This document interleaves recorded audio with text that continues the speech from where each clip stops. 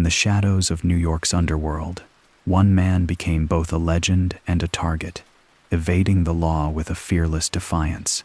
But behind the tailored suits and polished image of the Teflon Don was the tragic story of a man who would eventually be consumed by the very empire he built. John Gotti's story begins in the gritty streets of the Bronx, a place where survival was an everyday battle, and dreams were often molded in the shadow of crime. Born in 1940 to an Italian immigrant family, Gotti was no stranger to hardship. His father, a laborer, struggled to provide for his family, leaving a young John to grow up surrounded by the harsh realities of life in the neighborhood. It wasn't the kind of childhood that promised wealth or comfort, but it was a fertile ground for ambition and a desire for something more. From an early age, Gotti was introduced to the world of organized crime, where respect and power weren't earned through hard work or education, but through loyalty, fear, and brute strength. His neighborhood, with its mix of Italian Americans and other ethnic groups, was a breeding ground for the mob. The sense of belonging, the ties to a family that would protect you, were powerful motivators for young Gotti. He quickly learned the importance of toughening up and learning the rules of the streets, rules that would lead him deeper into the world of the mafia. School didn't hold much appeal for John. He was never one for academics, preferring to spend his time on the streets, watching the older men who held the neighborhood in their grip. He became known for his street smarts and his ability to blend in. As he grew older, so did his reputation. Gotti didn't need books to teach him. The lessons came from the people around him, those who knew how to navigate the dangerous and often unpredictable world of crime. At 12 years old, he was already involved in small-time hustles, running errands for the local wise guys and learning the trade. His early jobs included stealing cars, smuggling goods, and working as a lookout for the mob, all of which paved the way for his rise in the underworld. But it wasn't just his ability to break the law that set Gotti apart. He had an innate charisma that drew people to him. He was a natural leader, able to gain the loyalty of those around him. His rise within the Gambino family wasn't by chance. It was a direct result of his ability to win respect, intimidate rivals, and execute his plans with precision. By the time he was in his early 20s, John Gotti was already a trusted member of the mafia, with an eye on bigger things. As he navigated the dangerous waters of organized crime, Gotti quickly realized that power wasn't just about muscle. It was about perception, about creating an image that could not be tarnished. This would become the key to his success, the Teflon Don persona, a man untouchable by the law, with the ability to charm and control those around him. But all of this, his ambition, his rise, and his eventual dominance, began on those tough streets of the Bronx, where survival came first and second chances were few. John Gotti's connection to organized crime wasn't something he stumbled upon. It was in his blood. Raised in a tight-knit Italian-American family, Gotti's first lessons in the ways of the streets came from his father and uncles, men who were no strangers to the mafia's influence. His father, a hard-working laborer, struggled to provide for his family, but it was his uncles, involved in the underworld, who would leave the most lasting impression on Gotti. From them, he learned early on that respect wasn't given. It was earned, often through actions far darker than most people could imagine. As a young boy, Gotti would sit in the shadows of his uncle's conversations, absorbing the unspoken rules that governed the lives of those in the mafia. He watched as they navigated their world, understanding that loyalty was the currency that made the criminal world turn. His uncles, while never publicly boasting about their connections, carried an air of power that young John couldn't ignore. To him, they were the epitome of success, men who had mastered the art of influence and intimidation. These early years in his family's fold set the stage for Gotti's own future. The lessons he learned weren't from books or schools. They came from watching the men in his life who knew how to make deals with the devil and walk away unscathed. It was in this environment that Gotti's thirst for power first grew. As a teenager, he He would frequently get involved in petty crimes, slowly making his way up the ranks in the world his family had already embraced. His father's hard work in legitimate labor and his uncle's connections to the criminal world seemed to mirror the two sides of Gotti's own personality: the desire for respect and the willingness to do whatever it took to achieve it. He quickly learned that the path to success in this world didn't come with an easy conscience. It came with sacrifices, with making deals, and with demonstrating a willingness to break the rules. Gotti's family didn't just teach him the mechanics of crime, they showed him how to carry himself in the world. The unspoken messages of loyalty, power, and survival that were passed down to him would serve him well in the years that followed. In time, the streetwise lessons he absorbed in his youth would transform him into one of the most feared men in New York, a man who understood the mafia's unbending rules like the back of his hand. But it was the connection to his family, their history, and their influence that would give him the foundation to build his own empire. Gotti's rise wasn't just his own. It was the culmination of the legacy he inherited, a legacy that made him the perfect man to carry the torch. John Gotti's rise on the streets of New York wasn't defined by a sudden shift into organized crime. It was a gradual progression, one step at a time, from petty hustles to more dangerous, more profitable operations. As a young man, Gotti learned that power wasn't something you were born into. It was something you fought for. The streets of Queens were unforgiving, and survival depended on your ability to hustle, to read people, and to seize every opportunity that came your way. Gotti's early years were marked by small-time schemes, stealing cars, pushing stolen goods, and running errands for local mobsters. At first, these jobs were just a means to an end, a way to make some cash and build a reputation. But even in those early days, Gotti showed an instinct for the business side of crime. He quickly learned that a street hustler wasn't just someone who stole for a living. He was someone who understood the game, someone who could navigate the complex world of bribery, extortion, and smuggling with ease. By his late teens, Gotti had moved beyond petty theft into the larger, more lucrative world of organized crime. He wasn't just a small-time hustler anymore. He was becoming a player in a much bigger game. His natural charisma, along with his willingness to do whatever it took, helped him climb the ranks quickly. He wasn't just a foot soldier in the Gambino family. He had a knack for making the right connections, getting in with the right people. He learned to read the situation, sizing up opportunities and threats with a sense of precision that few could match. Gotti understood that the key to success was maintaining a low profile, staying under the radar while quietly building his influence.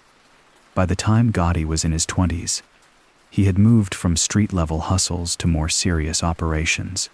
His business ventures included gambling rackets, loan sharking, and muscle for hire. He would serve as a debt collector for the mafia, making sure people paid their dues, often through threats of violence. But Gotti wasn't just about intimidation. He was about making deals, about keeping things running smoothly behind the scenes, without drawing too much attention. His early street hustles had taught him how to operate quietly, to be efficient without being flashy, a skill that would serve him well as he moved deeper into the mafia. With every step, Gotti solidified his place in the underworld, moving from a petty criminal on the streets of Queens to a trusted associate within the Gambino family. His willingness to work hard and play the game smartly, his ability to navigate the treacherous waters of organized crime, ensured that Gotti wasn't just a name on the streets. He was becoming someone to be reckoned with. The streets had shaped him into a man who understood power, loyalty, and survival, and now he was ready to step into a much larger world, one that would ultimately make him the most feared man in New York. The Gambino family was one of the most powerful and influential crime syndicates in New York, and it was within their ranks that John Gotti would find his true calling. For Gotti, the path to becoming a made man was a careful, calculated journey. It wasn't just about having the right connections. It was about proving your loyalty, your ability, and your willingness to do whatever it took to rise within the mafia's ranks. The streets of Queens, where Gotti had honed his skills as a hustler, were a far cry from the world of the Gambino family. But it was here, in the shadows of this criminal empire, that Gotti would carve his name into the history of organized crime. When Gotti first came into contact with the Gambino family, it wasn't as a powerful figure or even a known associate. He was still a relatively young man, climbing the ranks through his involvement in petty crime and street-level hustles. But even in those early days, his ambition and sharp instincts set him apart from others. He was an opportunist, always watching, always calculating his next move, and the Gambinos, who had long been a dominant force in New York's underworld, they were quick to take notice. The first step for Gotti was to prove himself as someone they could trust, a difficult feat in a world where loyalty was everything. He began working for the family, carrying out jobs that required precision, discretion, and, at times, violence. Whether it was muscle for extortion or handling the family's illicit businesses, Gotti quickly showed he had the temperament for the job. But his path wasn't without its obstacles. The mafia wasn't a world where anyone could simply walk in and be accepted. It was a place where betrayal and disloyalty could cost you your life, and only those who proved themselves beyond doubt were given a seat at the table. In time, Gotti's reputation as a reliable and ruthless figure within the Gambino family grew.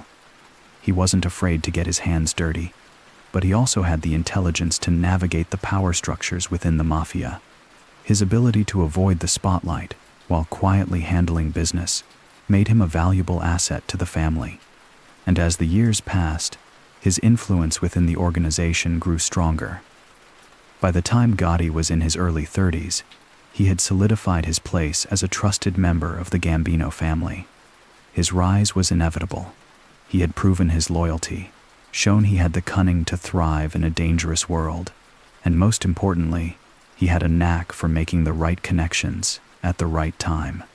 The moment he was inducted as a made man in the Gambino family wasn't just a personal achievement, it was the beginning of something far bigger.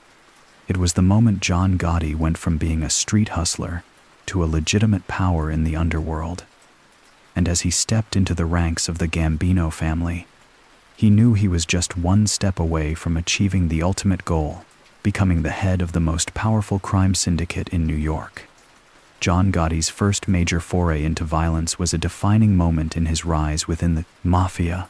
While he had already proven himself on the streets, handling the day-to-day hustle of the criminal world, it wasn't until he found himself entangled in the darker side of the business that his true nature emerged. The moment he committed his first kill wasn't marked by fanfare or glory. It was simply an act of necessity, one that would cement his reputation as a man who was willing to do what it took to survive and thrive in the brutal world of organized crime. The incident that would change Gotti's trajectory forever involved a man named Carmine Romano, a member of a rival crew who had crossed the line and threatened the Gambino family's interests. There were whispers in the underworld, rumors of disloyalty, and the word quickly spread that Romano had been making moves that put the family's operations at risk. In the mafia, trust was everything, and once that trust was broken, there were only two ways to deal with it: either a public apology or a swift, brutal response. Romano chose the wrong path. Gotti, at the time still a rising associate, was tasked with handling the situation. It was the kind of job that could make or break a man in the eyes of the family. If he failed, it could cost him not only his standing in the mafia but also his life. But Gotti didn't hesitate. His mind was clear, his purpose resolute. The job was simple: eliminate the threat. He followed Romano, quietly, without fanfare, watching his every move. The cold, methodical way Gotti approached it revealed a calculating mind, a mind that understood that violence wasn't just about aggression. It was about control, precision, and sending a message. When the moment came, it was swift.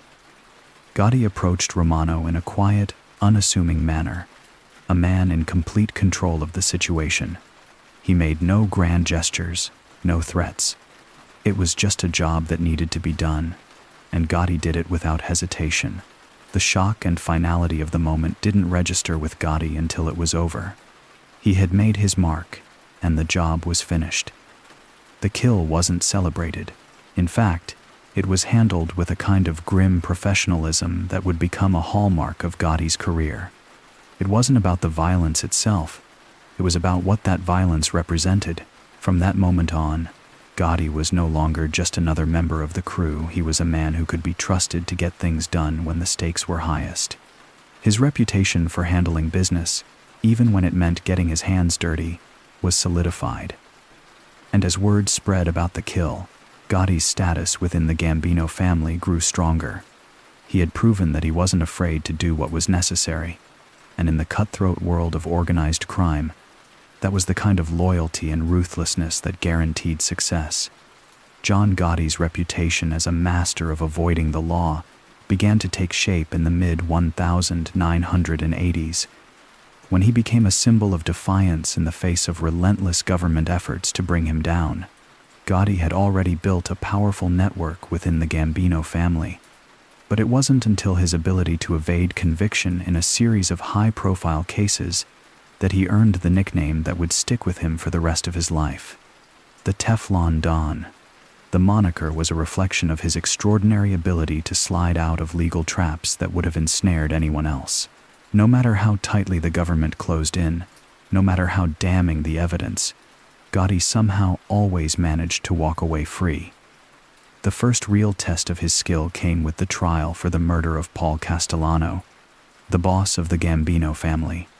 When Castellano was gunned down outside Sparks Steakhouse in 1985, it was clear that Gotti had been behind the hit. Yet, despite overwhelming evidence that pointed directly to him, the prosecution struggled to make the case stick.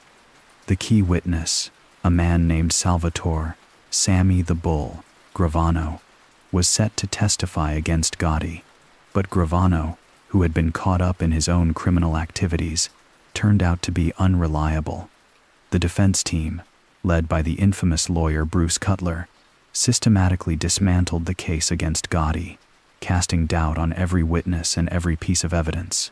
The jury, under pressure and no doubt influenced by Gotti's fearsome presence, acquitted him of all charges. It was a stunning victory for Gotti and a crushing blow for the government, which had hoped that this trial would be the one to bring down the head of the Gambino family. But for Gotti, it was just another day in a life that seemed to defy the odds. This case would be just the first of many, with Gotti repeatedly facing charges ranging from racketeering to murder, and yet somehow managing to avoid conviction every single time. His ability to escape conviction became almost legendary. He became a symbol of invincibility, someone who seemed immune to the very laws that governed others. His courtroom antics, his composed demeanor, and his ability to manipulate the system made him a folk hero in the eyes of many in the underworld. To them, he wasn't just the boss of the Gambino family. He was a living testament to the idea that, with the right combination of power, influence, and sheer audacity, even the law could be bent to serve his will. But it wasn't just about avoiding jail time. It was about sending a message. Gotti's ability to stay out of prison turned him into something of a legend. He was untouchable, not just in the eyes of his enemies, but in the eyes of his own crew, his allies, and the public at large. He was more than a mobster. He was a symbol of power, resilience, and the belief that even the might of the U.S. government could not bring him down. The nickname, Teflon Don, stuck, and it became a defining part of his legacy. Gotti had become a criminal icon, and no matter what they threw at him, nothing seemed to stick. Frank DeSico was more than just a trusted ally to John Gotti. He was a vital part of the Gambino family's rise to power. Their relationship was one built on mutual respect, loyalty, and a shared vision for the future of the organization. DeSico, known for his quiet demeanor and sharp mind, complemented Gotti's more charismatic, larger-than-life presence. While Gotti was the face of the family, DeSico was the steady hand, managing the internal workings of the organization. and handling the day-to-day operations that allowed Gotti to focus on consolidating his power. Their partnership began years before Gotti took control of the Gambino family, during the chaotic years that followed the assassination of Paul Castellano.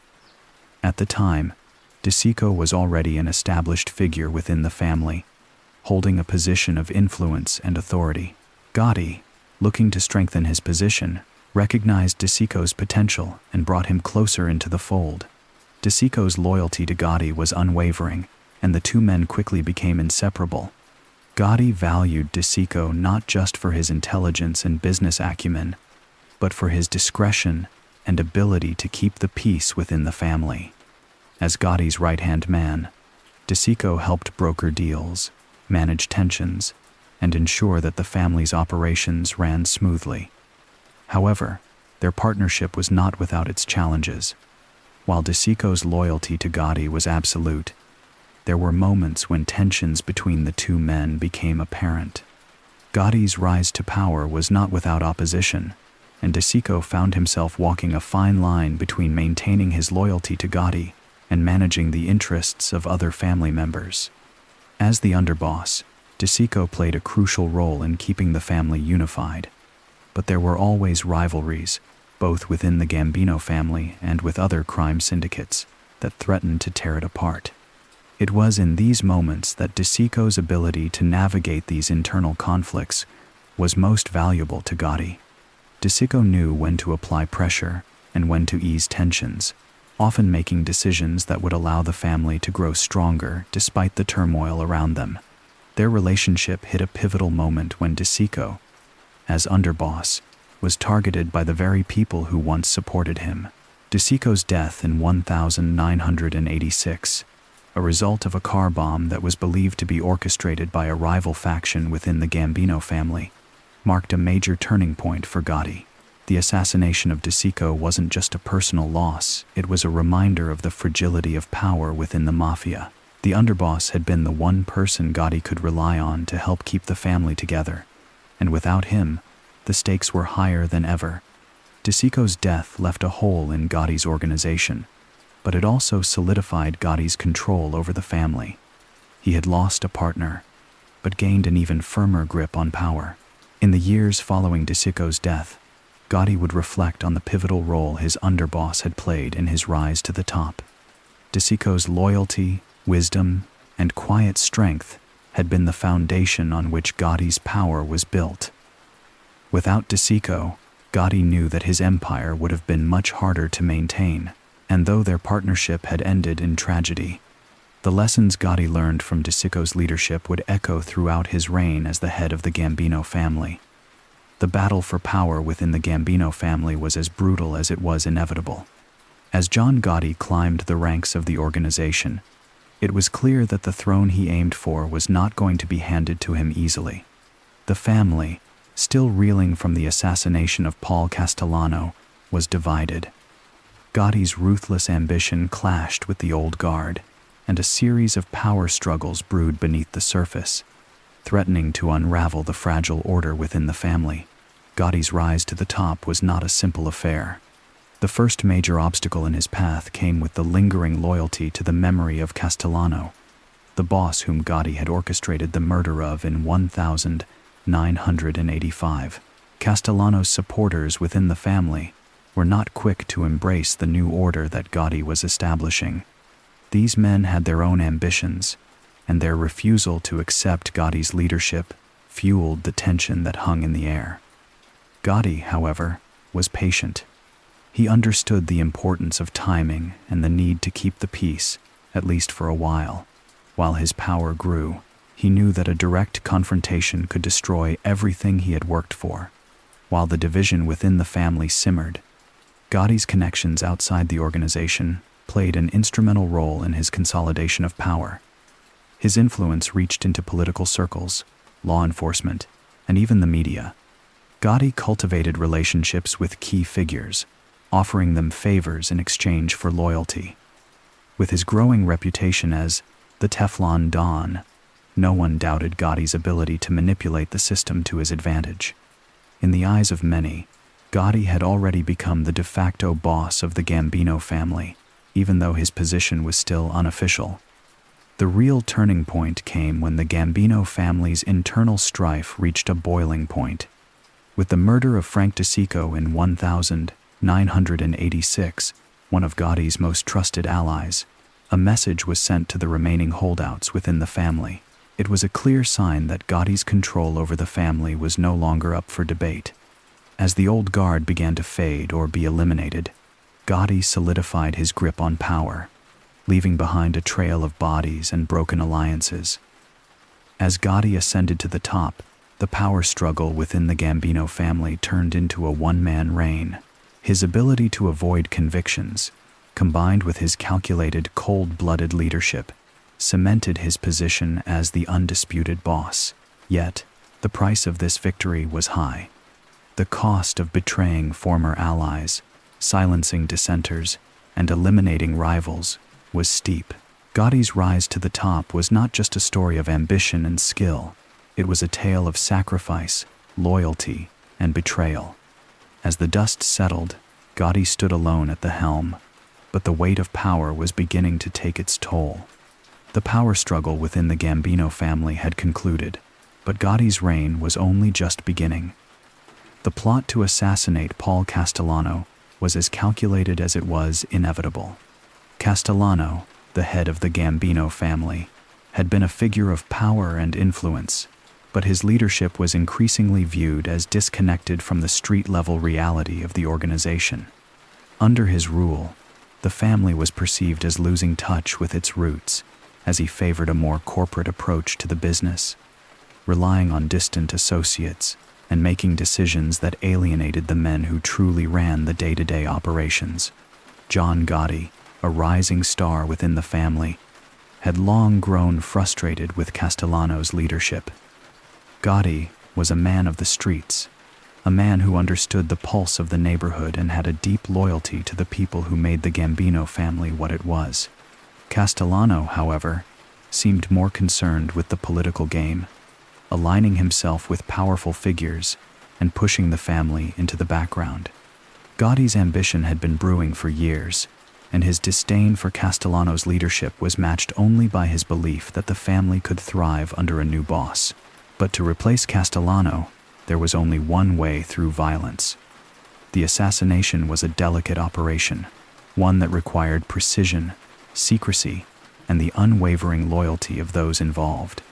Gotti had already secured a network of loyal men, each with a vested interest in seeing Castellano removed. The plan was simple in its brutality. Castellano would be ambushed outside of Sparks Steakhouse in Manhattan, a favorite of his, on the evening of December 16, 1985. The location was strategic, public enough for a clear shot, but private enough to avoid drawing too much attention. Gotti knew that the moment Castellano was eliminated, the Gambino family would be his. The day of the assassination, Gotti's men were in position. As Castellano stepped out of his car and into the street, the execution was swift and professional. The shots rang out in quick succession, hitting Castellano and his underboss, Thomas Bilotti, before they could even react. It was a public spectacle, but a calculated one.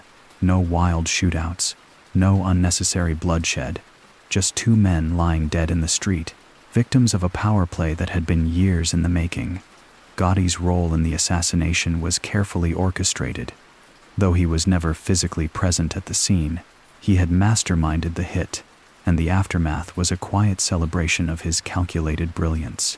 As soon as Castellano was dead, Gotti's men moved quickly to clean up the mess, ensuring that the hit would be tied to no one.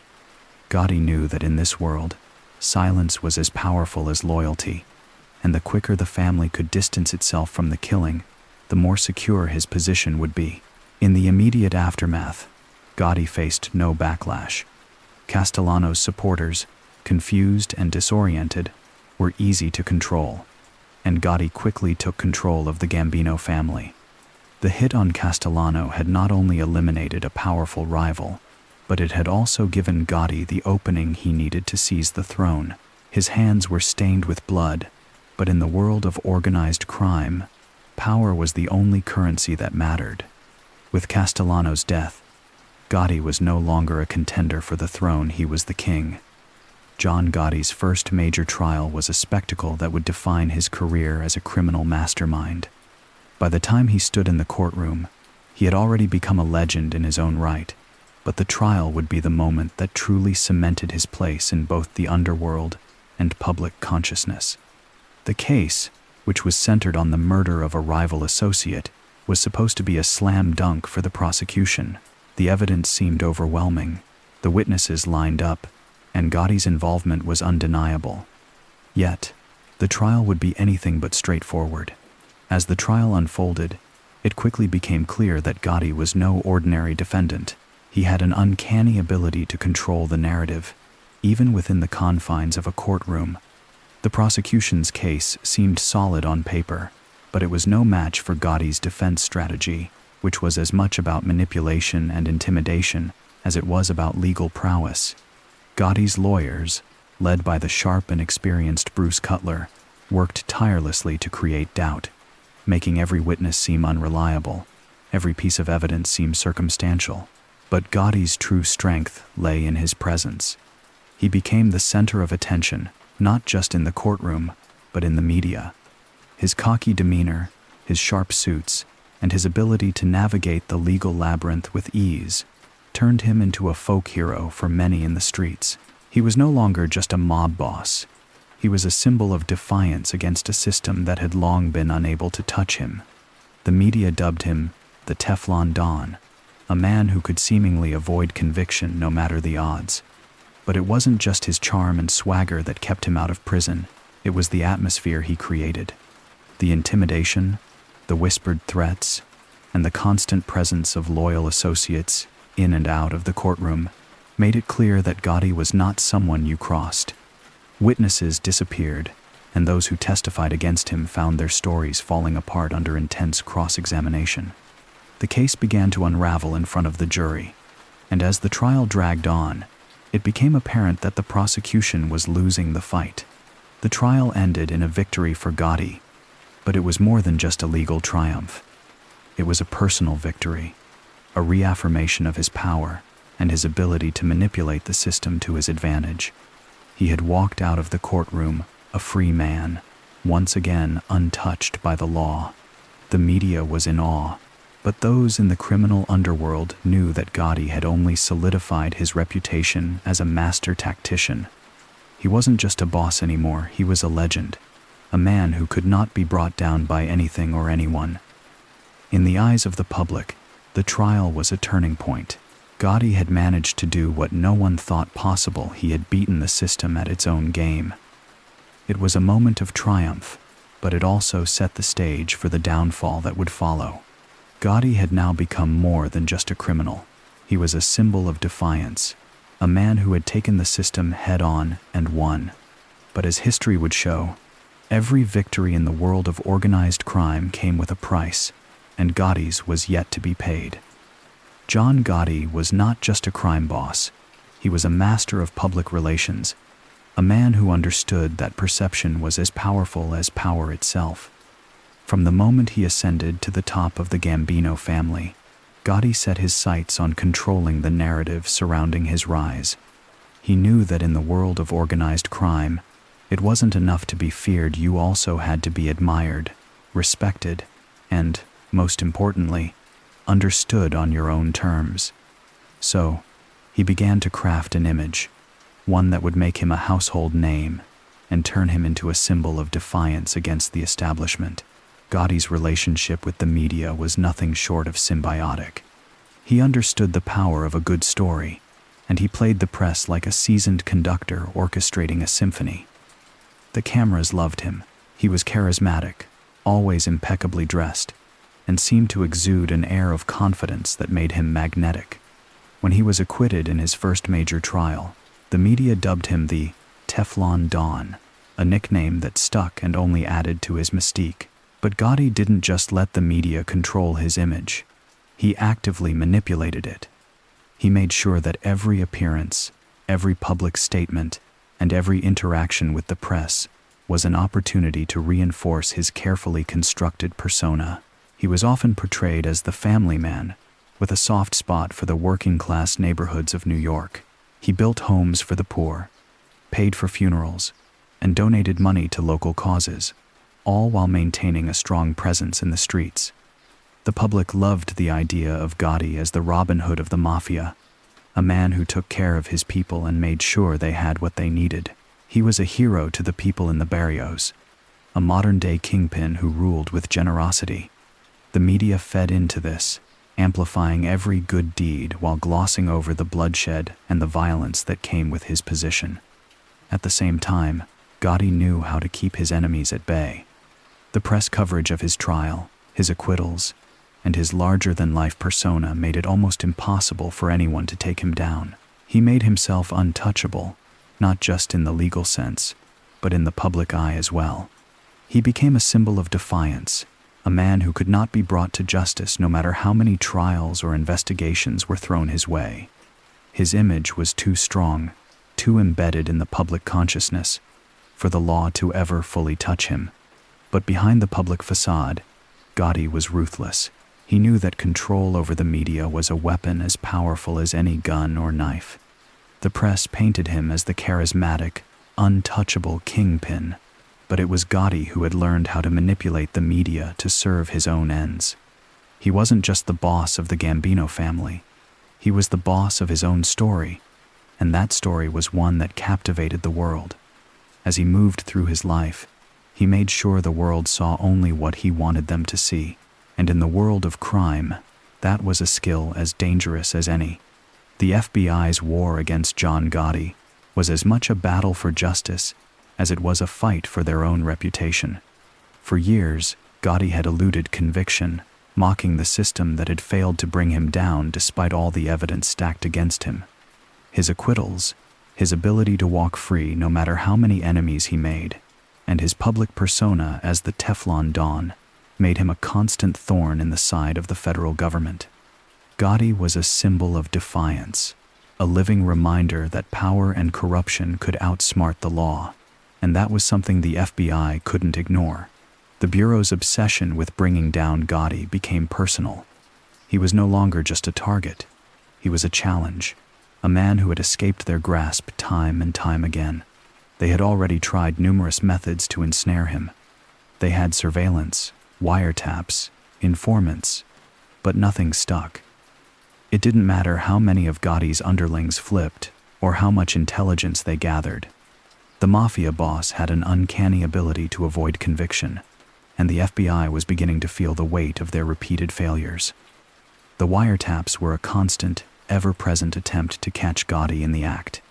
The FBI set up listening posts all over his operations, bugging his cars, his homes, even his places of business.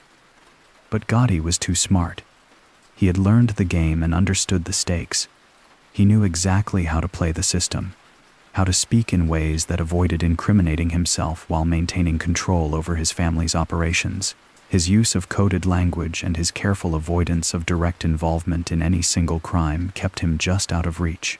The informants were another weapon the FBI used against him, but Gotti was surrounded by a loyal inner circle, a group of men who trusted him with their lives.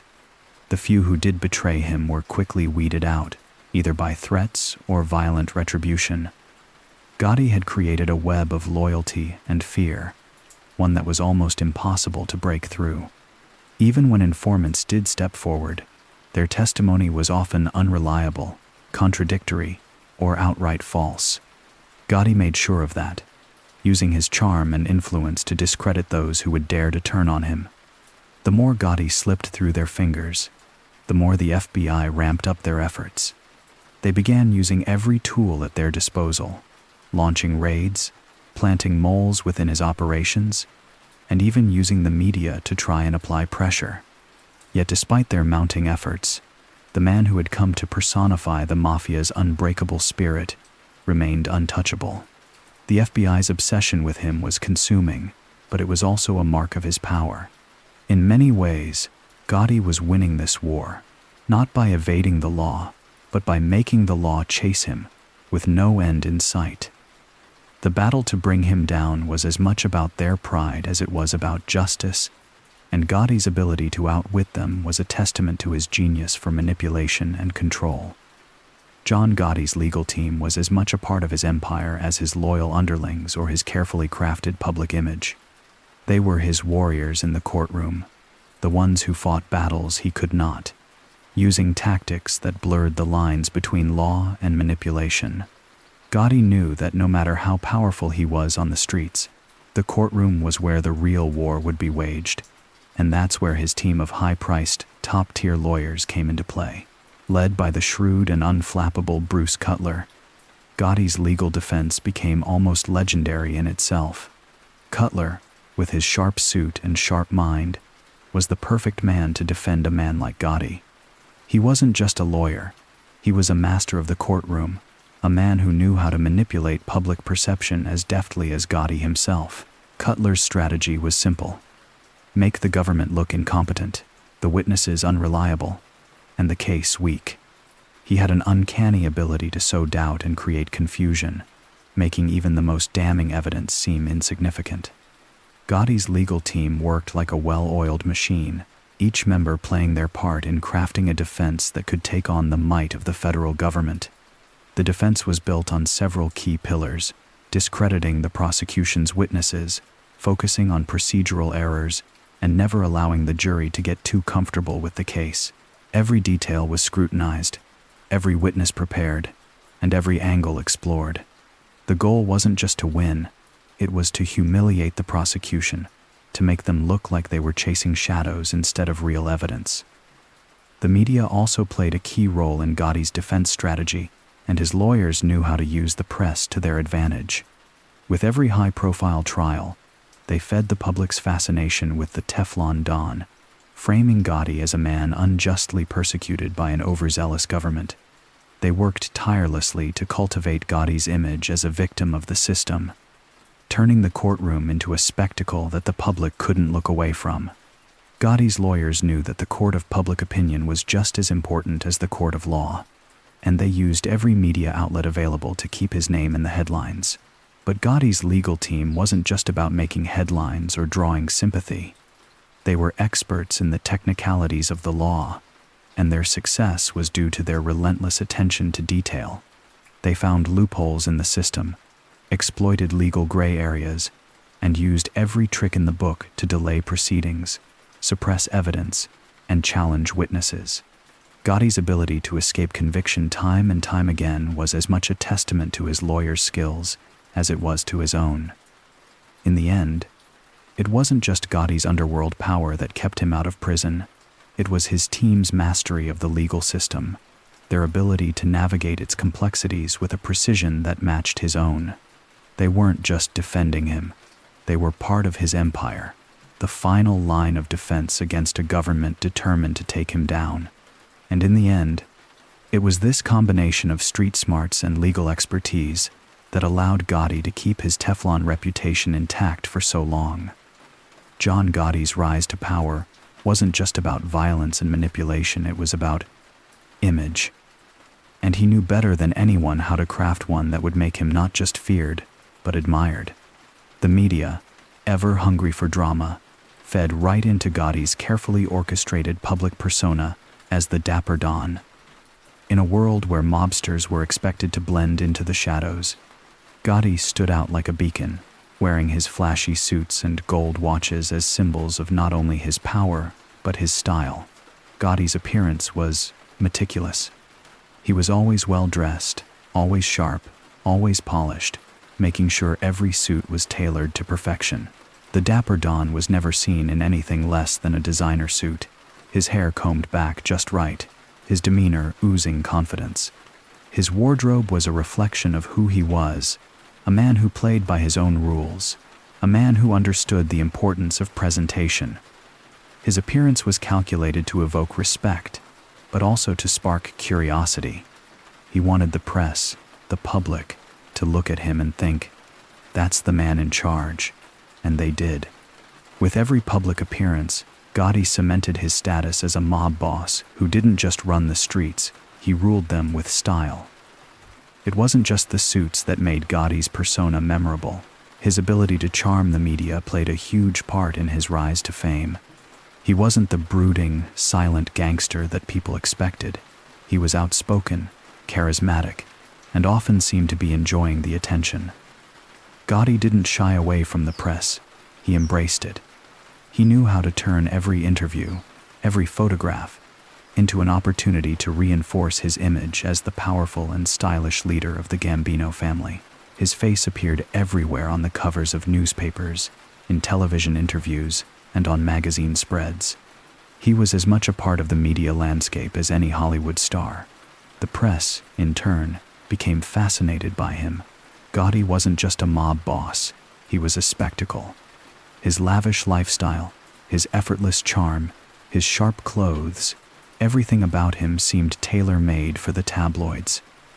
In a world where the mafia was shrouded in secrecy and fear, Gotti made it glamorous. He played the role of the charming villain, and the media ate it up. The press loved the story of the mobster in a tux, the man who ran the streets of New York with an iron fist but always looked like he'd just stepped out of a high-end fashion show. The Dapper Don became a cultural icon, a symbol of the mafia's old-world glamour and modern-day power. But Gotti wasn't just building a personal brand. He was constructing an empire that extended beyond crime and into the public's consciousness. He understood the power of perception and how, in the world he lived in, reputation was everything. His public persona, as the Dapper Don, was part of a larger strategy to control how the world saw him. And, for a time, it worked. Gotti had the city in the palm of his hand, his name and image as ubiquitous as the power he held over it. His life wasn't just about running a criminal enterprise, it was about running the show, both in the streets and in the media. John Gotti had a way of escaping the law that seemed almost too good to be true. It was as though fate itself had placed a protective shield around him, one that kept every charge, every accusation, from sticking. His uncanny ability to avoid conviction earned him the nickname, the Teflon Don, and for good reason. Time and time again, he stood trial, facing some of the most serious charges anyone in his position could imagine: murder, racketeering, conspiracy, and yet, nothing seemed to stick. Every case, every prosecution that should have ended in conviction, slipped through his fingers like water through a sieve. The first trial that solidified Gotti's Teflon status was in 1986. He had been accused of orchestrating the murder of a fellow gangster, Paul Castellano, the boss of the Gambino family, a crime that had rattled the entire mafia underworld. Yet, despite all the evidence, despite the witness testimonies, Gotti walked away unscathed. The jury, seemingly undeterred by the mountain of accusations, acquitted him. It was a moment that should have shocked the public, but instead, it served as the beginning of his legend.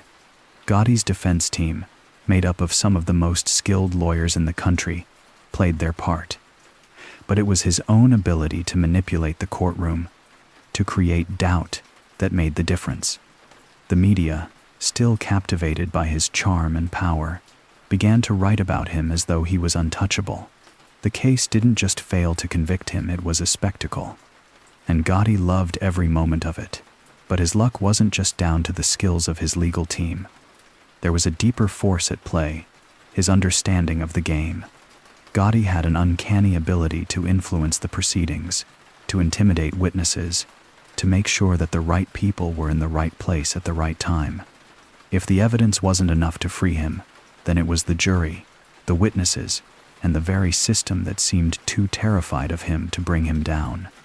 Some even whispered that the fix was in, that Gotti had the system rigged in his favor, but whether through fear, charm, or manipulation, he always found a way to escape.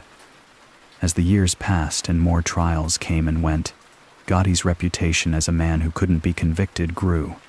He became a symbol of defiance against the law, a man who had outsmarted the authorities time and time again. It was almost as if the law had no power over him. The Teflon Don became more than just a nickname. It became a symbol of invincibility. His acquittals weren't just about luck.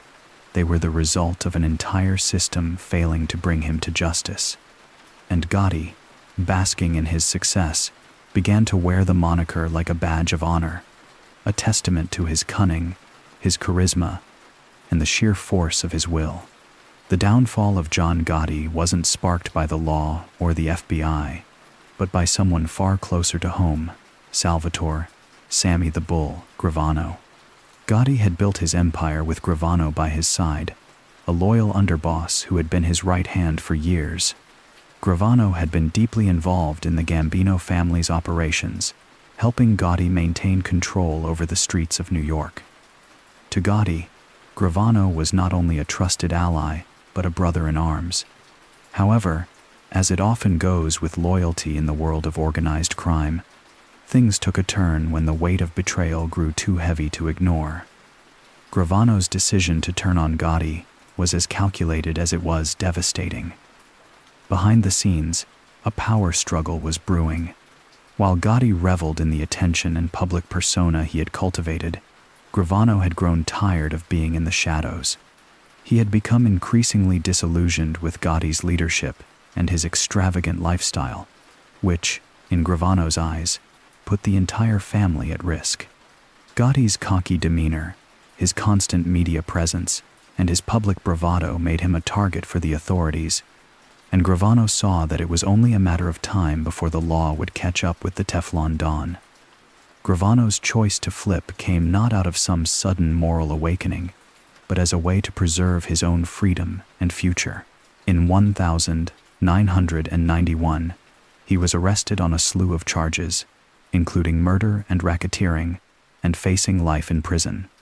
As he sat in the holding cells, Gravano made a decision that would change the course of Gotti's life. He became a government witness. In exchange for his testimony, Gravano was promised a reduced sentence, an offer too tempting to refuse. The testimony he provided was damning. Gravano, with the precision of someone who had been in the game for decades, detailed the inner workings of the Gambino family, the murders, the extortions, the deals, everything Gotti had carefully built. His betrayal cut through the heart of Gotti's defense, unraveling the carefully constructed empire that the Teflon Don had fought so hard to build. As Gravano's words echoed in the courtroom, the walls seemed to close in around Gotti. The loyalty of one of his closest allies was gone, and with it, the illusion of invincibility. For Gotti, the blow was more than just the loss of a trusted underboss. It was the loss of a key element of the mafia code: loyalty. The betrayal by Gravano shattered the foundation of the Gambino family and set into motion Gotti's inevitable downfall. The man who had always been able to dodge conviction, who had always escaped the long arm of the law, was now facing the consequences of a betrayal from within. Gotti would never fully recover from the sting of Gravano's defection, and though he fought on, his empire was crumbling from the inside out. The Teflon Don's reign was ending, not with a dramatic arrest or shootout, but with the quiet whispers of a trusted man turning against him. John Gotti's family life was as complex as the empire he built. While his criminal world consumed him, there was another side to the man, one that involved his wife, Victoria, and their 5 children. The Gotti household was a family deeply intertwined in both love and fear, with Gotti trying to balance the brutal demands of his mafia life with the need to provide for and protect his family. Gotti married Victoria in 1962, and together they had 2 sons, John Jr. and Frank, and 3 daughters. Victoria, a woman who was no stranger to the lifestyle, was devoted to her husband despite the risks and dangers that constantly loomed over them. She knew the price of the life Gotti had chosen, and while she supported him, there was always an underlying tension, an awareness that one day the authorities would catch up with him. The Gotti family lived in constant fear, never truly knowing when their patriarch would be taken away or whether he would make it through the night. As a father, Gotti played the role of the protector. He was known to dote on his children, buying them expensive gifts, taking them on vacations, and ensuring they wanted for nothing. But at the same time, his actions were always tainted by the criminal activities that underpinned his wealth. The children grew up surrounded by the lavish trappings of wealth, the big houses, the fancy cars, the best of everything, but they also grew up knowing the risks that came with the lifestyle. They learned early that their father's position in the mafia was not one of honor in the traditional sense. Instead, it was a life built on power, manipulation, and, often, violence. The strain of Gotti's life on his family was especially evident in his relationship with his son, John Jr. Though Gotti wanted his son to follow in his footsteps, to take over the Gambino family when he was gone, the pressure weighed heavily on John Jr. Growing up in his father's shadow, John Jr. struggled with the conflicting emotions of love for his father and the burden of the mafia's expectations. There were whispers in the Gotti home, whispers of escape, of seeking a normal life outside of the constant surveillance and the ever-present threat of betrayal. Yet, despite the familial tension, Gotti's desire for his son to carry on his legacy never wavered. The Gotti children faced their own battles as well. Their lives were not normal. The constant media attention, the public admiration, and, conversely, the fear from being associated with a notorious mob boss placed a great strain on them. At times, they were targets of public scrutiny, and at other times, they were isolated from the world in a fortress of security, locked away from the dangers their father's life inevitably invited. Victoria, for her part, remained largely out of the public eye. She was a devoted wife who managed the household with a quiet dignity, but her life was overshadowed by the mafia world that consumed her husband. Though the Gotti children were given the best of everything, they were also emotionally scarred, trapped in a world that didn't allow for true normalcy. The consequences of Gotti's lifestyle would eventually catch up with his family, as both his career and his relationships crumbled under the weight of betrayal and law enforcement's unrelenting pursuit. Despite the material wealth, Gotti's family was never truly safe from the consequences of the world he had created for them. The Gotti family legacy was one woven tightly into the fabric of organized crime, and it was inevitable that John Gotti's children would be impacted by the world their father built. His influence stretched far beyond the walls of his home, affecting not just his wife and daughters, but particularly his son, John Jr., who was destined to inherit both the weight and the allure of the Gotti name. From an early age, John Jr. was steeped in the ways of the mob. Gotti Sr. had grand plans for his son, eager for him to carry on the Gambino family's operations. Despite his youth, John Jr. was groomed to take over, learning not only the family business but also the unspoken rules of loyalty, secrecy, and power that defined it. He watched his father's rise, the strategic moves, the backroom dealings, and the cold, yet calculated violence. For John Jr., the mob wasn't just a legacy, it was a birthright. However, the weight of the Gotti name became both a gift and a curse. John Jr. admired his father, but as he grew older, he began to understand the true cost of the life his father had chosen. There was no escaping the constant media attention, the looming threat of betrayal, and the relentless pressure to live up to the standards set by his father. Gotti Sr. didn't just want his son to succeed him, he wanted him to surpass him, to solidify the Gotti name in history as the ultimate symbol of power and control. But as much as Gotti Sr. tried to mold John Jr. into the perfect successor, the younger Gotti faced a struggle of his own. There was a part of him that resented the lifestyle, the violence, the secrecy, the emotional distance, and yet, he felt tied to it. His father's shadow was impossible to escape. John Jr. was thrust into the world of crime at a young age, finding himself involved in the family business in ways that mirrored his father's rise, but also in ways that challenged his sense of morality. Even as he rose through the ranks of the Gambino family, John Jr. struggled with the internal conflict of being both a son and a boss, of balancing familial loyalty with personal survival. As the years went on and his father's empire began to crumble, John Jr. found himself caught in a web of legal troubles, mob wars, and media pressure. Despite his father's wish for him to take over, John Jr.'s role in the family business was clouded by the growing influence of law enforcement and the betrayal that rocked the Gotti family to its core. His association with the mafia came at a price. His involvement in the family's operations would cost him his freedom and, eventually, his sense of self. In the end, the Gotti family legacy was more than just a name. It was a path that intertwined ambition, loyalty, and betrayal, with each generation carrying the weight of the past while attempting to carve out their own identity. John Gotti's children, particularly John Jr., were forever shaped by the choices their father made, and as much as they tried to escape it, they were bound by a legacy that defined not just their family, but the very essence of organized crime in America. The FBI had been chasing John Gotti for years, their pursuit relentless and methodical. Despite his ability to dodge conviction in multiple trials, they were not willing to let him slip through their fingers again. Gotti's reputation as the Teflon Don had infuriated the Bureau. They were determined to bring him down, not just as a criminal mastermind, but as a symbol of the mafia's hold on New York. The investigation against Gotti grew more intense, more intricate with every passing year. The FBI's tactics shifted, their methods becoming more covert and invasive. They knew they couldn't rely on traditional methods of informants alone, not after the devastating betrayal by Salvatore "Sammy the Bull" Gravano.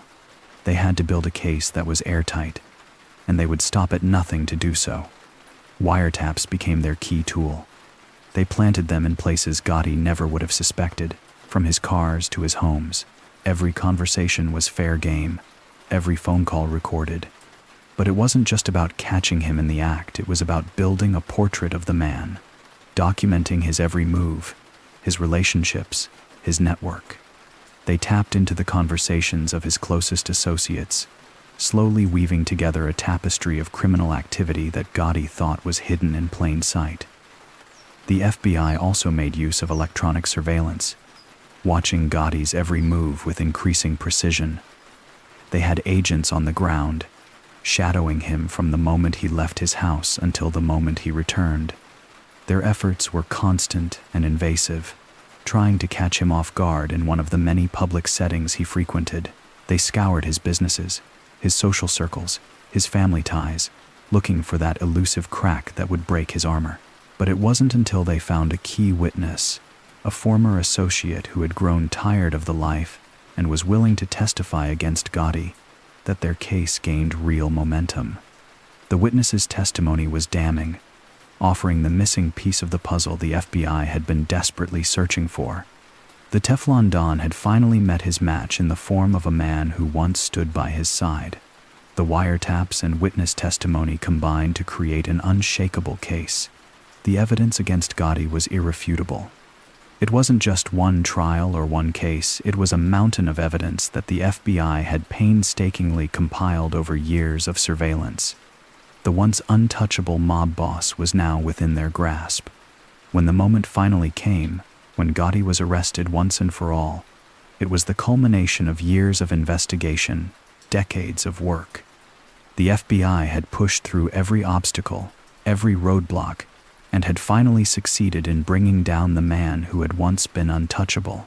The case was a victory, not just for the Bureau, but for the justice system that had long been mocked by the power Gotti wielded.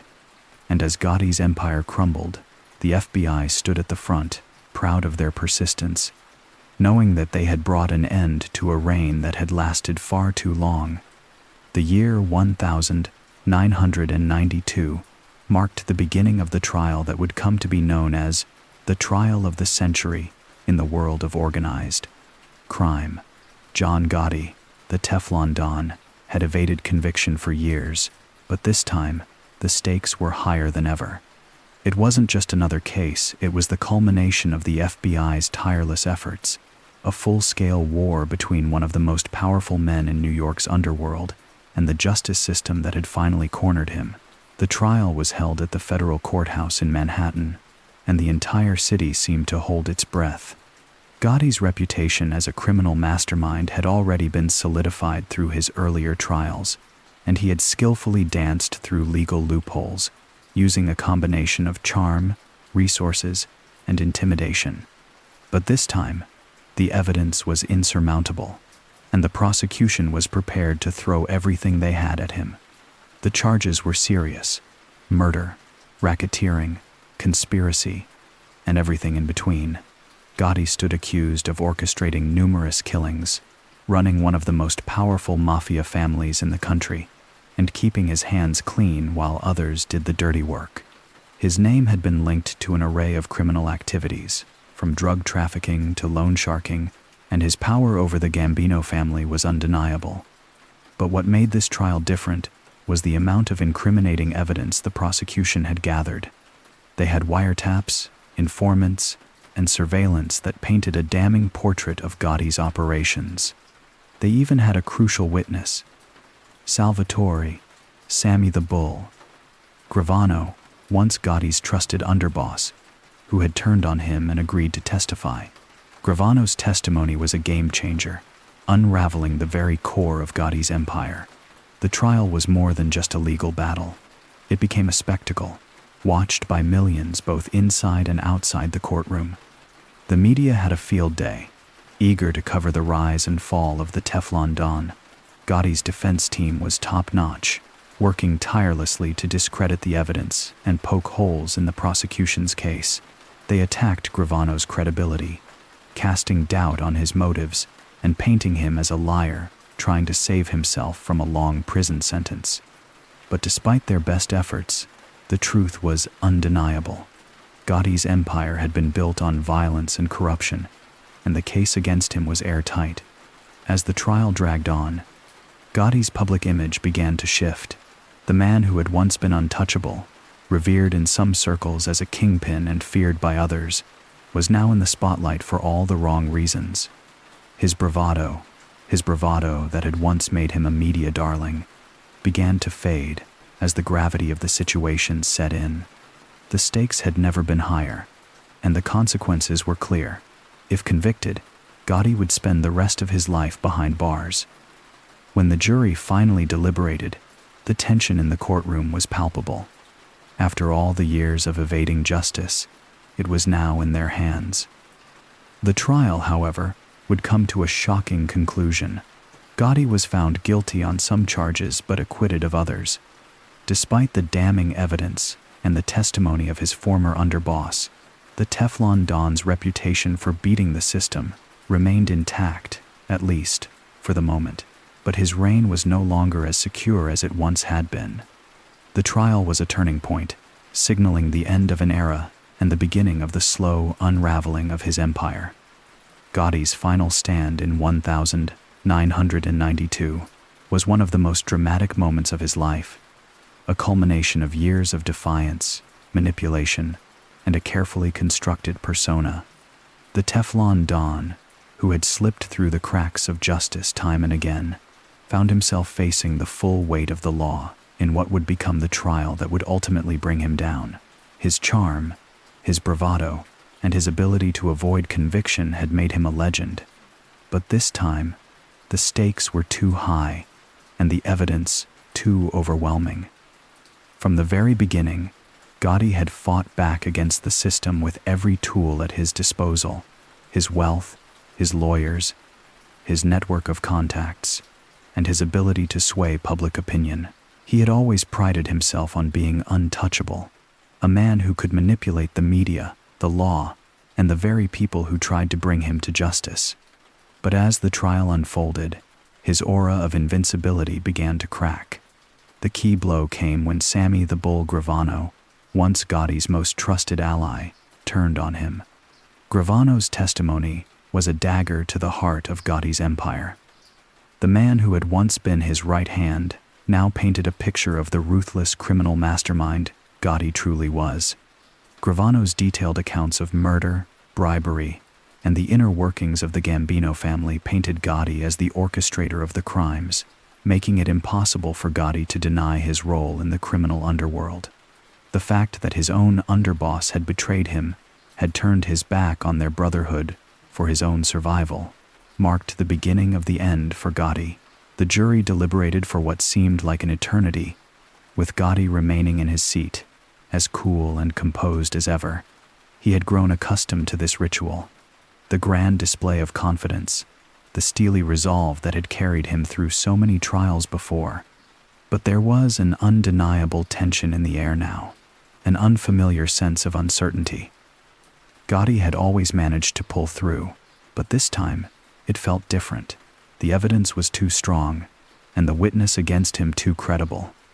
When the verdict came in, it was as if time stopped. The courtroom was silent, every eye fixed on Gotti. The guilty verdicts fell like a hammer. For the first time, the Teflon Don was held accountable for his crimes. The man who had defied the odds for so long, who had ruled the Gambino family with an iron fist, was finally facing the consequences of his actions. His empire, once untouchable, was crumbling beneath him. Gotti's conviction marked the beginning of the end. The man who had once been the face of the mafia, the kingpin who seemed untouchable, was now just another prisoner in the criminal justice system. His trial had been his last stand, and though he fought fiercely until the very end, it was clear that the Teflon Don's luck had finally run out. John Gotti's conviction in 1992 was a moment that reverberated through the criminal underworld and beyond. The fall of a man who had once been considered untouchable. For years, Gotti had danced with the law, sidestepping justice through a combination of luck, wealth, and influence. But now, in the cold reality of the courtroom, the facade that had kept him above the law was shattered, and his empire began to crumble. The courtroom, which had once been a stage for Gotti to put on a show of bravado, now felt like a cage. The slick suits, the confident smiles, the press that once fawned over him, none of it mattered now. The Teflon Don was no longer in control. Sammy the Bull's testimony had been the final nail in the coffin, and when the jury found Gotti guilty, the sentence was as much a reflection of the law as it was of the man himself. Gotti stood there, his face as stoic as ever, but his eyes betrayed him. The weight of his conviction was sinking in. Life in prison, without the possibility of parole. The very thing he had fought against for so long, the thing that had always seemed so distant, was now his reality. There would be no more press conferences, no more public appearances, no more ruling from the shadows. He was now just another criminal in the eyes of the law. In the days that followed, the world watched as the man who had once been the king of New York's underworld was stripped of his power. The headlines that had once hailed him as a figure of both admiration and fear now labeled him a criminal, a convicted mob boss with nothing left but a lifetime behind bars. The public image he had so carefully crafted over the years of the charming, invincible figure was now gone. The legend of the Teflon Don, the man who had escaped the grip of justice time and again, was dead. For Gotti, the reality of prison life began to set in. The comforts of his old life were gone, replaced by the stark confines of a federal penitentiary. His days of wearing tailored suits and making deals in the shadows were over. He would now spend the rest of his life in a cell, far removed from the luxury he had once known. His family, once his greatest allies, now became a distant memory. The Teflon Don had met his match, and it wasn't the law, it was the weight of his own actions. The consequences that had always seemed so far away, but were now unavoidably real. The man who had built an empire on fear and respect, who had manipulated the system at every turn, had been brought down by the very thing he had evaded for so long: justice. Gotti's fall was not just a loss of freedom, it was the end of an era. The Teflon Don was gone, his name forever etched in the annals of criminal history. But now, it was nothing more than a symbol of what happens when luck finally runs out. John Gotti's life behind bars was nothing like the one he had once lived. Gone were the flashy cars, the tailored suits, and the constant spotlight of the media. Yet, even in the sterile environment of the prison system, Gotti still commanded respect. His reputation, forged over years of evading conviction and controlling New York's most powerful crime family, still held weight among the men locked behind the same walls. But while his physical freedom was gone, his influence never truly faded. Inside the prison, Gotti was not just another inmate. He continued to manage his empire, albeit from behind bars. Through a network of loyal soldiers and intermediaries, he maintained a grip on the Gambino family's operations. He wasn't allowed to make direct calls or hold meetings, but his presence loomed large. His words still carried power, delivered through letters or phone calls made under the guise of a social call. Even the guards seemed to know that challenging Gotti's reputation was a dangerous game. In the prison, Gotti maintained the same demeanor that had earned him the title of the Teflon Don. He was calm, collected, and always one step ahead. It wasn't the same as the world he had once ruled, but it was a world where he had the ability to influence decisions and maintain some form of control. Prison wasn't a punishment for him in the way it was for others. It was more like a temporary inconvenience, a pause in a game he hadn't yet lost. Despite being confined to a cell, Gotti kept his ear to the ground. He knew what was going on in the streets, he knew who was rising in power, and he knew who might be a threat to his family's operation. Through trusted lieutenants, he ensured that the Gambino family's interests were protected. It wasn't a seamless operation like before, but he had a way of keeping tabs and pulling strings, using his remaining influence to maintain order. But as the years passed, Gotti's health began to deteriorate. The man who had once seemed invincible in the streets, a figure of almost mythical proportions, was now aging in a prison cell, his body slowly wearing down. The toll of a life lived in fear and power had caught up with him. His physical strength, once the thing that helped him intimidate and control, began to fade. But his mental acuity remained sharp, and it was that sharpness that continued to influence the family's activities. Even as his body weakened, Gotti's mind remained a formidable force within the Gambino family. His legacy, however, would ultimately be marked by the way he lived behind bars, a man who, despite his conviction, continued to hold court and pull the strings of an empire that still feared his name. His time in prison became just another chapter in the story of the Teflon Don, a story that would never truly end.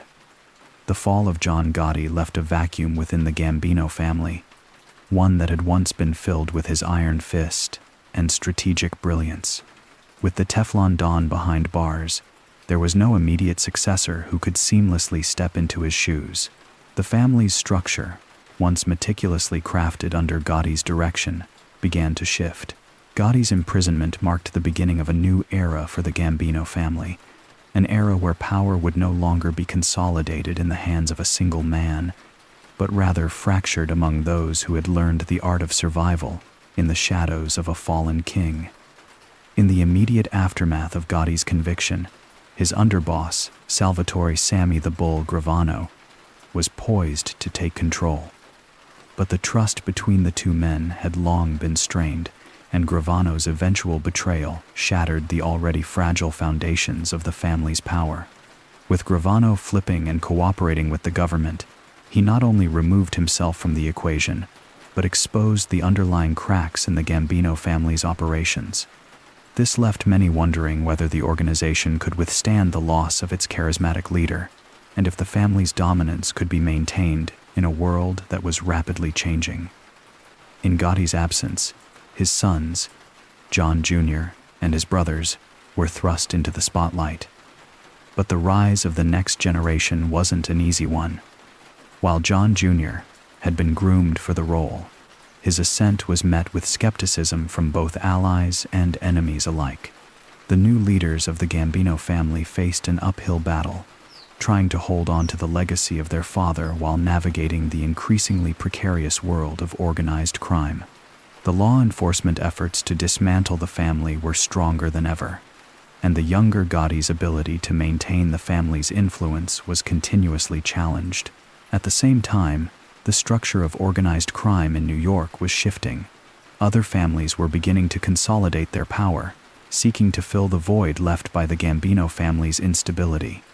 The Genovese, Lucchese, and Colombo families all saw opportunities in the wake of Gotti's downfall, inching closer to the type of dominance the Gambinos once enjoyed. Yet, despite these challenges, the Gambino family was not easily dethroned. The legacy of John Gotti, the myth of the Teflon Don, continued to provide a certain mystique and respect among the old guard. The next generation of the Gambino family understood that survival was as much about perception as it was about power. They were forced to adapt, to shift their operations, and to rebuild trust among their soldiers. While the days of Gotti's reign were over, his name remained a symbol of power, and those who sought to carry his legacy forward did so with a constant awareness of the shifting tides. The story of the Gambino family and its future was not yet written. It was still in the making. John Gotti's time in prison, once a symbol of power and defiance, began to unravel with the deterioration of his health. What had once been a life marked by constant vigilance and strategic moves now took on a much quieter, more painful tone. The man who had once walked the streets of New York with an unshakable air of invincibility now found himself fighting a far more insidious enemy, cancer. As his health declined, the once formidable Teflon Don was forced to confront the reality that even he, the king of the Gambino family, was not immune to the fragility of life. The disease, initially diagnosed as throat cancer, spread quickly, further compounding the severity of his condition. It wasn't just the physical toll that took its toll on Gotti, but the emotional and psychological impact of being unable to control his fate. The man who had controlled every detail of his life, from his empire to his personal narrative, now found himself powerless against an illness that no amount of money or influence could reverse. Prison, once a strategic position of authority, became a place of constant reminders of Gotti's vulnerability. The familiar routine of managing the family business behind bars, of running a criminal empire with cunning precision, began to fade as his strength waned. The guards who once feared him now watched with indifference as he struggled with his illness. Those who had been loyal to him for years now observed from a distance, unsure of what to do with a man who was rapidly deteriorating before their eyes. As the cancer ravaged his body, Gotti's family, particularly his wife, Victoria, and his children, were left to watch helplessly. Despite the constant legal battles and the shadow of his former criminal empire, they tried to maintain a semblance of normalcy in the face of his illness. John Jr., in particular, felt the weight of the family's legacy pressing on him as his father's health grew worse. Torn between honoring his father's name and grappling with the reality of his deteriorating condition. For Gotti, the pain was constant, and the loss of control was unbearable. His once mighty persona, the Teflon Don who could escape any conviction, was now reduced to a frail figure, dependent on others. The prison walls, once a symbol of resistance, now seemed more like a reminder of his inevitable decline. Gotti, who had evaded so many dangers in his life, now faced the one thing that no amount of power or influence could change. His story was no longer one of dominance or conquest, but of struggle, loss, and the inevitable march toward death. After John Gotti's conviction and imprisonment, the New York Mafia underwent a transformation that reshaped the very fabric of organized crime in the city. Gotti's reign, marked by his dominance and the Gambino family's unchallenged control, had left an indelible mark on the criminal world. His absence created a power vacuum, one that could never be filled in quite the same way. The events following his downfall revealed the cracks in the foundation of the Mafia and signaled the end of an era of bold, charismatic leaders like Gotti, who had made headlines and dominated the streets. Without Gotti's firm grip on the family, the Gambino organization, once the strongest and most feared of the five families, fractured. while there was an attempt to maintain control through his sons and loyalists. The influence of the Gambino family began to wane. John Gotti Jr., who had hoped to step into his father's shoes, found the path far more difficult than he could have imagined. The power dynamics shifted. The mafia, once controlled by a select few, was now facing challenges from both within and outside the family. Law enforcement, still focused on the remnants of Gotti's empire, made it clear that the mafia's days of unchecked power were numbered. The Cosa Nostra, once a monolith of criminal enterprise, had begun to fray. The subsequent years saw other families, like the Genovese and Lucchese, capitalize on the opening left by the Gambinos' internal strife. While these families weren't without their own rivalries, the absence of a strong figure like Gotti allowed for a more fragmented, decentralized structure of power. The days of a single, powerful boss calling the shots were now over, replaced by smaller factions and a more cautious approach to maintaining control. But while the mafia's glory days began to fade, organized crime did not simply disappear. It evolved, becoming more discreet and less reliant on the old-school violence that defined the Gotti era. The new generation of criminals turned toward less flashy, more sophisticated forms of business racketeering, money laundering, drug trafficking, and extortion all continued to thrive, but with a much quieter, more secretive operation. The loud public displays of power were replaced with a calculated, more low-key approach that didn't attract as much attention from law enforcement. Gotti's fall marked the end of an era where the mafia was a dominant, almost invincible force in New York. His charisma, his audacity, and his ability to manipulate public perception had given the mafia a face, a voice, and an aura that few could match. In his absence, the mafia became something different, more hidden, more cautious, and much more fragmented. The landscape of organized crime in New York had changed forever. But the ghosts of Gotti's influence still lingered, reminding everyone of what the mafia had once been and what it had become. John Gotti Jr. was burdened with an inheritance that was both a blessing and a curse. The legacy of his father, John Gotti, the man who had once ruled over the Gambino family with an iron fist. After his father's death in prison, John Jr. found himself in a position he never truly wanted, yet one he could not avoid. The weight of the Gotti name, synonymous with power, infamy, and tragedy, loomed large over him. He knew that any attempt to revive the family's legacy would be scrutinized under a magnifying glass, yet he was determined to continue what his father had started, even if the world had changed around him. The years following his father's conviction were filled with complicated decisions for John Jr. With the Gambino family fractured and law enforcement tightening its grip, the once unimaginable idea of reasserting power seemed both daunting and dangerous. Gotti Jr. began his efforts to revitalize the family's influence in a quieter, more careful manner than his father had. Gone were the days of brazenly defying the law, of being the public face of the mafia. In its place was a more subdued approach, one that relied on subtlety rather than spectacle. John Jr. attempted to forge connections with old loyalists, while simultaneously distancing himself from the very public spectacle that had characterized his father's reign. Yet, his efforts were constantly undermined by the public's perception of him as merely an extension of the Gotti name, an image he could never fully escape. His attempts to work behind the scenes, to secure a place of power within the mafia once more, faced numerous setbacks. The younger generation of mafia leaders, those who had risen in the aftermath of his father's fall, were wary of his influence.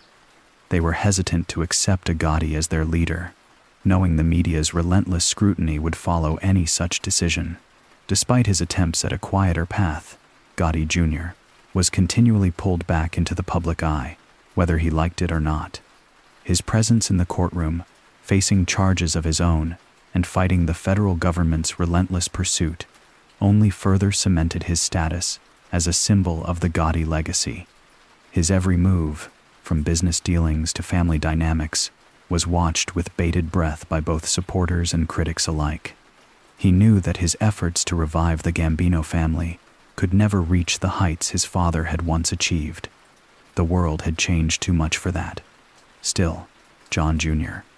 held on to his vision of re-establishing the family's power, hoping to carry on his father's name in a world where the mafia had been all but dismantled.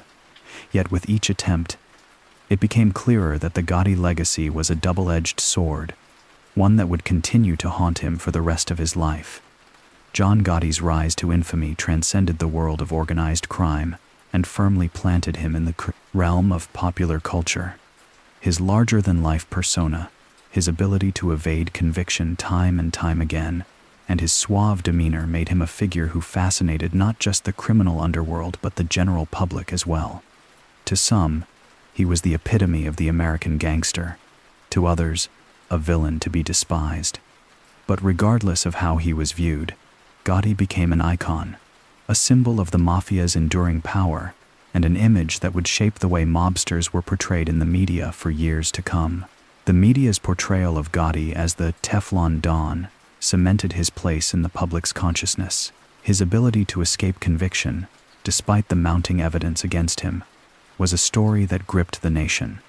The press, fascinated by his high-profile trials and charismatic personality, often portrayed him as both a hero and a villain, creating a complex and contradictory image. He played into this narrative, almost relishing in the attention, while also manipulating it to his advantage. His famous appearances in the media, often dressed in expensive suits and radiating confidence, made him appear untouchable, a powerful man who operated with a sense of invincibility. Films, TV shows, and documentaries began to feature characters and stories inspired by Gotti's life. Adding to the mythos surrounding him, Hollywood was eager to capitalize on the fascination with the mafia, and Gotti became a central figure in this portrayal. His story, filled with drama, violence, and high-stakes power struggles, seemed tailor-made for the screen. Gotti's influence extended beyond just films about organized crime. He became a model for characters in movies and TV shows, a touchstone for any story involving mobsters and the criminal underworld. His image was so ingrained in popular culture that it was impossible to separate the real Gotti from the fictionalized versions that followed. In some ways, Gotti was the last of the old-school mob bosses, and his life story offered the kind of drama that filmmakers and writers couldn't resist. The media eagerly consumed every detail of his rise and fall, turning it into a never-ending spectacle. His charisma, coupled with the mystery and danger that surrounded him, made him a character that people couldn't help but watch. His fame grew, and as it did, the lines between reality and fiction blurred. Gotti became not just a man, but a symbol of the mafia era that was slowly fading into history. As the years passed, Gotti's influence only grew. Documentaries, movies, and TV shows continued to draw inspiration from his life, making him one of the most recognized figures in popular culture. Even long after his death, Gotti's legacy remains alive, an indelible part of the narrative of organized crime, and a symbol of the power, mystique, and danger that the mafia once held. The media played a crucial role in shaping John Gotti's image as the Teflon Don, elevating him from just another mobster to a larger-than-life celebrity gangster. Gotti's ability to evade convictions, despite the overwhelming evidence against him, caught the public's attention and kept the media riveted. Each trial, each acquittal, became a spectacle. His charisma, combined with his seemingly unstoppable ability to slip through the legal net, turned him into a media darling, feeding the public's insatiable hunger for drama and intrigue. News outlets covered Gotti with a kind of reverence that was usually reserved for Hollywood stars. His appearances in court, often dressed in tailored suits, were broadcast across television, making him look every bit the part of the sophisticated mob boss. The media's portrayal of Gotti often blurred the lines between fact and fiction. They presented him as both a ruthless criminal mastermind and a kind of anti-hero. His status as a criminal kingpin was often romanticized, with his lavish lifestyle and defiant attitude, serving as a stark contrast to the image of law enforcement agents and prosecutors who struggled to bring him down. As much as the media sensationalized Gotti's actions, they also fed into the myth he created. Gotti understood the power of the press and used it to his advantage. He knew how to play the game, how to manipulate his image, and how to keep the spotlight on him. He was the star of his own story, and the press, hungry for drama, followed him every step of the way. His criminal activities, his court cases, and even his personal life became fodder for the tabloids, feeding the public's fascination with the mafia and its mystique. In many ways, Gotti's rise to celebrity status would not have been possible without the media's insatiable need for sensational stories. The constant coverage of his trials, his acquittals, and his life outside of prison made him a household name. The more the media covered him, the more they cemented his status as an icon. His reputation grew with every headline, every photograph, and every video clip that showed him defying the odds and walking free. The media, in turn, perpetuated the myth of the untouchable mob boss. While Gotti thrived under the media's spotlight, it was also the same press that ultimately contributed to his downfall. The intense public attention brought by the media's fascination with his life made him a target, both for law enforcement and for rival criminals. But for a time, the media's portrayal of Gotti as the ultimate mobster only fueled his legend, ensuring that his name would live on far beyond his time in the criminal underworld. Through the lens of the media, Gotti became not just a mobster, but a myth, one that continues to capture the public's imagination to this day. John Gotti, often dubbed the Teflon Don, was a figure who straddled the line between villain and cultural icon. To some, he was the embodiment of power, strength, and defiance, a man who lived by his own rules and refused to bend to authority. To others, he was a ruthless criminal, a man whose actions left a trail of destruction, both within his own family and in the communities he terrorized. Gotti was adored by many for his charisma, his confidence, and his ability to outwit the system.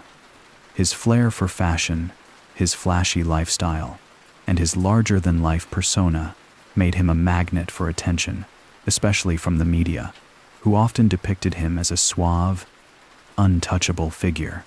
For his supporters, Gotti was a symbol of resistance against the establishment.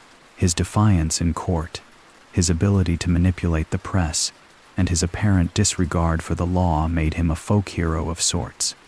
The public was captivated by the idea that a man could rise to the top of a criminal empire, evade conviction time and time again, and do so with such confidence and style.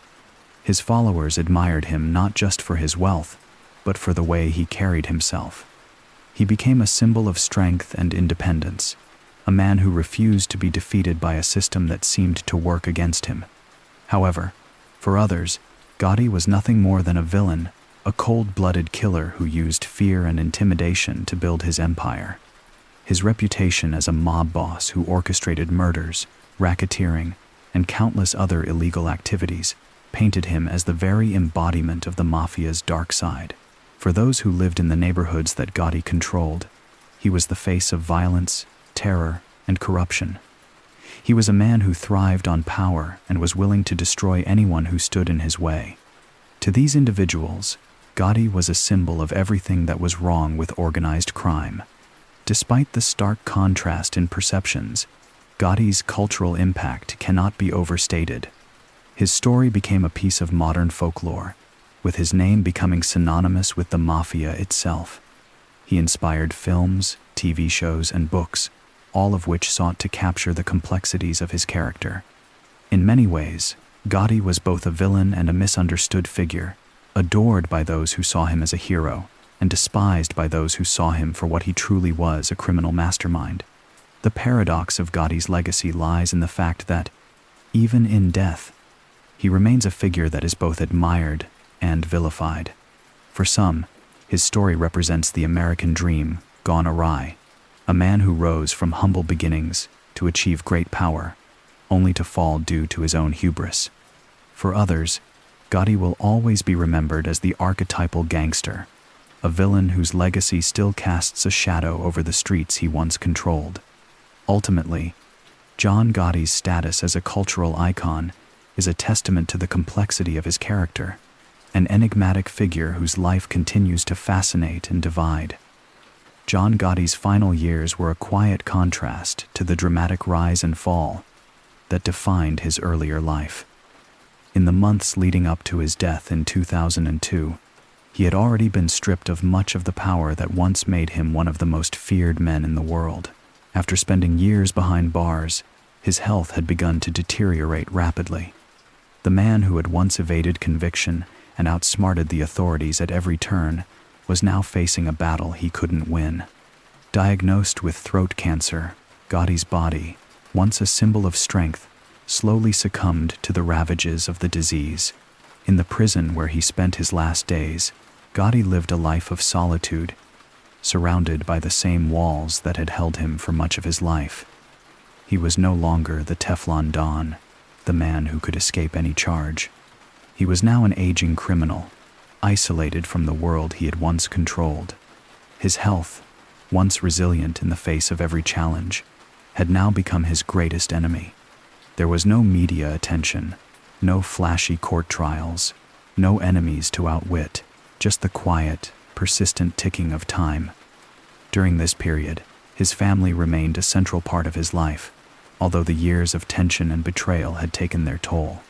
His son, John Jr., had already distanced himself from the life of organized crime, and Gotti's other children had led lives separate from the shadows of the family business. The once glamorous Gotti name had become a weight that few could bear.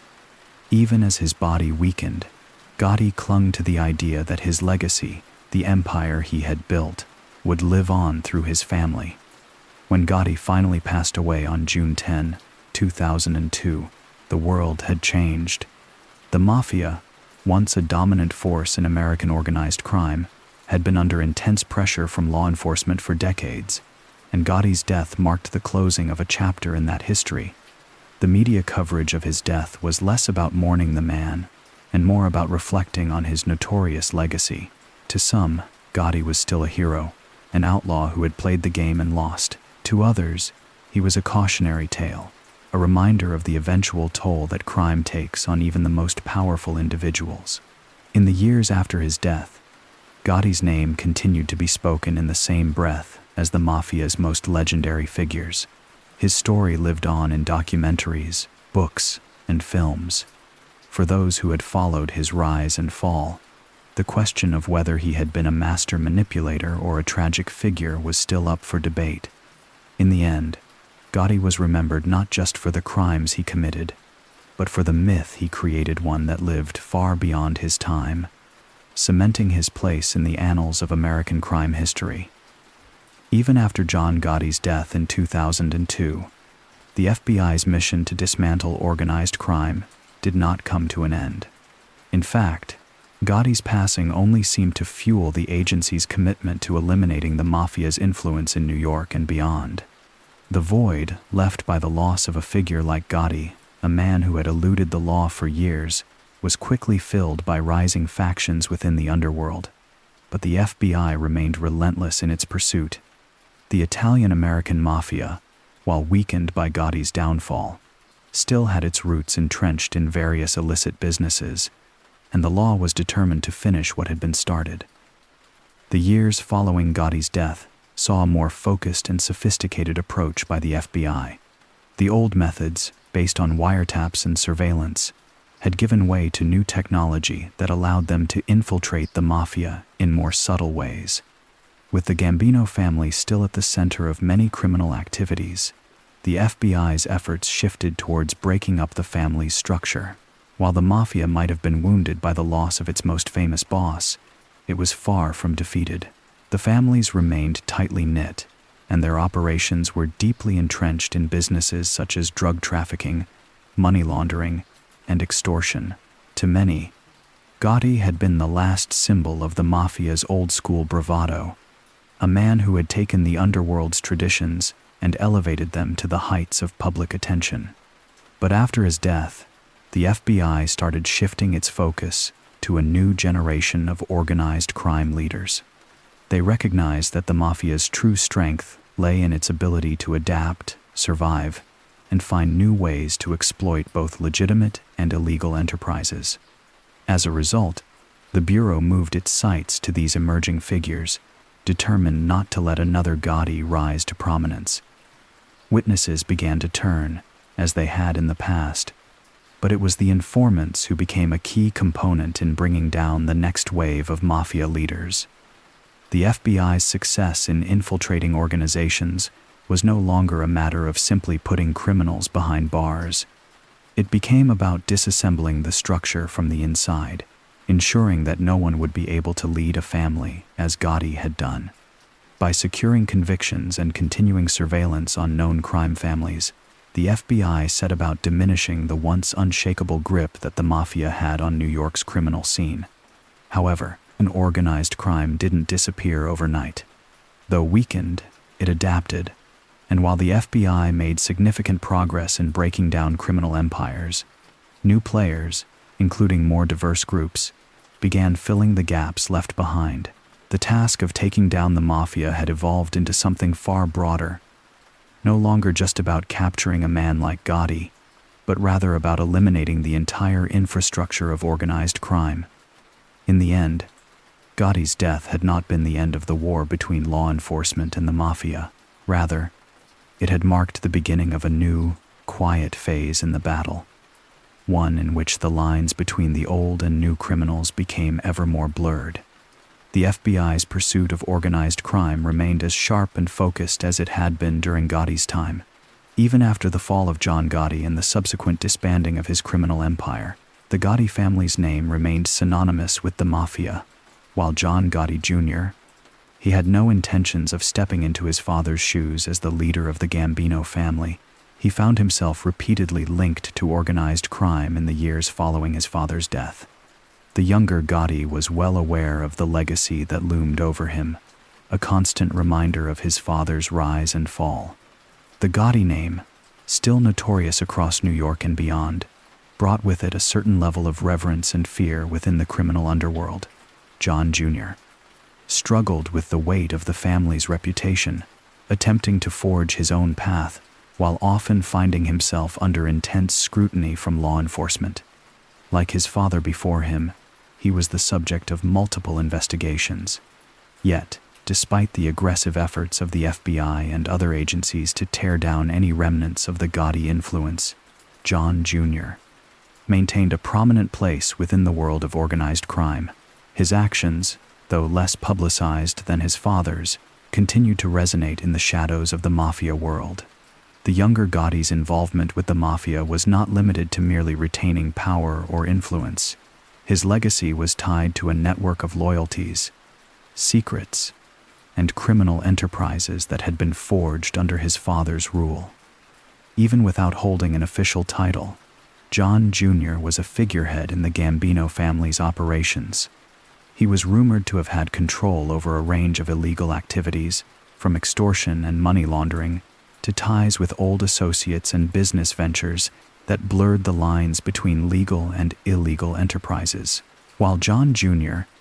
would ultimately face charges himself, including conspiracy and racketeering, and would be linked to several high-profile cases, his position within the family was never truly usurped. His name alone was enough to maintain connections and cement his place in the ongoing operations of organized crime. The mafia world, despite its best efforts to move on after Gotti's death, still carried the weight of the Gotti legacy. Some viewed John Jr. as a continuation of his father's legacy, a new face in the same world of power, violence, and wealth. Yet, the relentless pursuit of the Gotti family by law enforcement also impacted John Jr.'s personal life.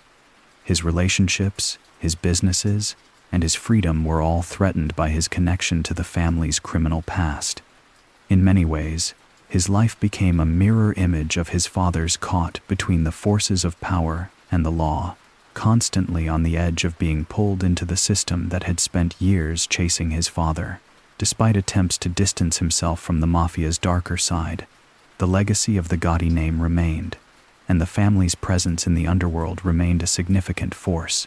Even as the years passed, the Gotti family's story, particularly through John Gotti Jr., continued to loom large in the public's imagination. The family's enduring influence in organized crime served as a reminder that the mafia's grip on the city was never truly gone, only reshaped. As the 21st century unfolded, the organized crime in America experienced a transformation, but the influence of figures like John Gotti remained embedded in its fabric. The world that Gotti and his contemporaries navigated, a world of loyalty, violence, and unspoken codes, had begun to shift. But many of the old-school methods still held sway in the underworld. The mafia's prominence diminished, but it did not disappear. Instead, it evolved, adapting to the times, while maintaining the core values that had once made it so powerful. The rise of technology, globalization, and changing social dynamics meant that the mafia could no longer rely solely on the street corner and neighborhood ties that had fueled its operations in decades past. The bustling, overt displays of power bombings, public shootouts, and headline-grabbing executions became less frequent. Instead, criminal enterprises adapted to the new landscape, utilizing more covert, sophisticated methods to run their operations. Money laundering through legitimate businesses, cybercrime, and drug trafficking networks that spanned across international borders became the new focal points of organized crime.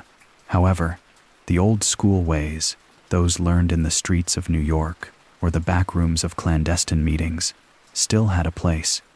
Despite the digital age, there was something about the grit and toughness that defined men like Gotti that continued to resonate with those in the criminal world.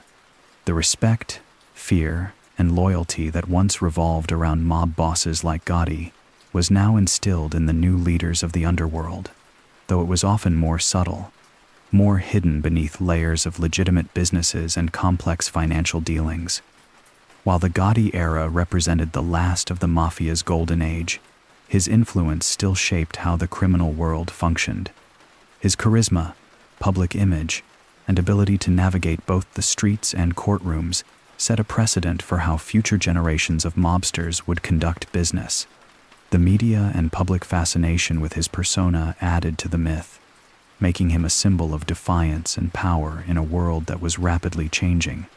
Even though his type of direct, in-your-face leadership faded, the tactics of managing networks, using fear as a tool, and maintaining a loyal group of men remained constant. As the mafia shifted away from its violent past, organized crime became more sophisticated and elusive, operating in the shadows rather than the open streets. Yet, the culture of respect and loyalty, cultivated by figures like Gotti, remained. The changing face of the mafia was no longer just about power through brute force. It was about power through influence, hidden beneath layers of respectability. The legacy of Gotti, therefore, lived on, not in the loud declarations of mafia supremacy, but in the quiet, strategic movements of modern organized crime. It was a legacy that had adapted to survive in the 21st century, but still carried the echoes of its roots.